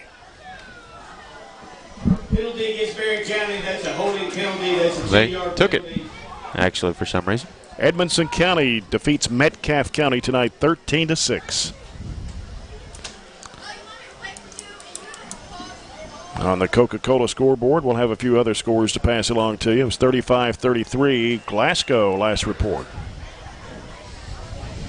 Into the third quarter. And I think it's homecoming at Glasgow. It is. Sure is. So they're running a little behind. This game's been, other than the homecoming, it's gone by quick. It really has. I mean, it's 9-13. Well, no real injuries, very few penalties. Here's Bowie. He'll hand it off. Shirley. And Ryan Shirley knocks the official down. Wow. Golly, he took a huge hit, too. Clock runs out, and that's the game. Greenwood 28, Barren County 7. We'll come back with a post-game report after this break. You're following the Trojans on 103.7 Nash Icon.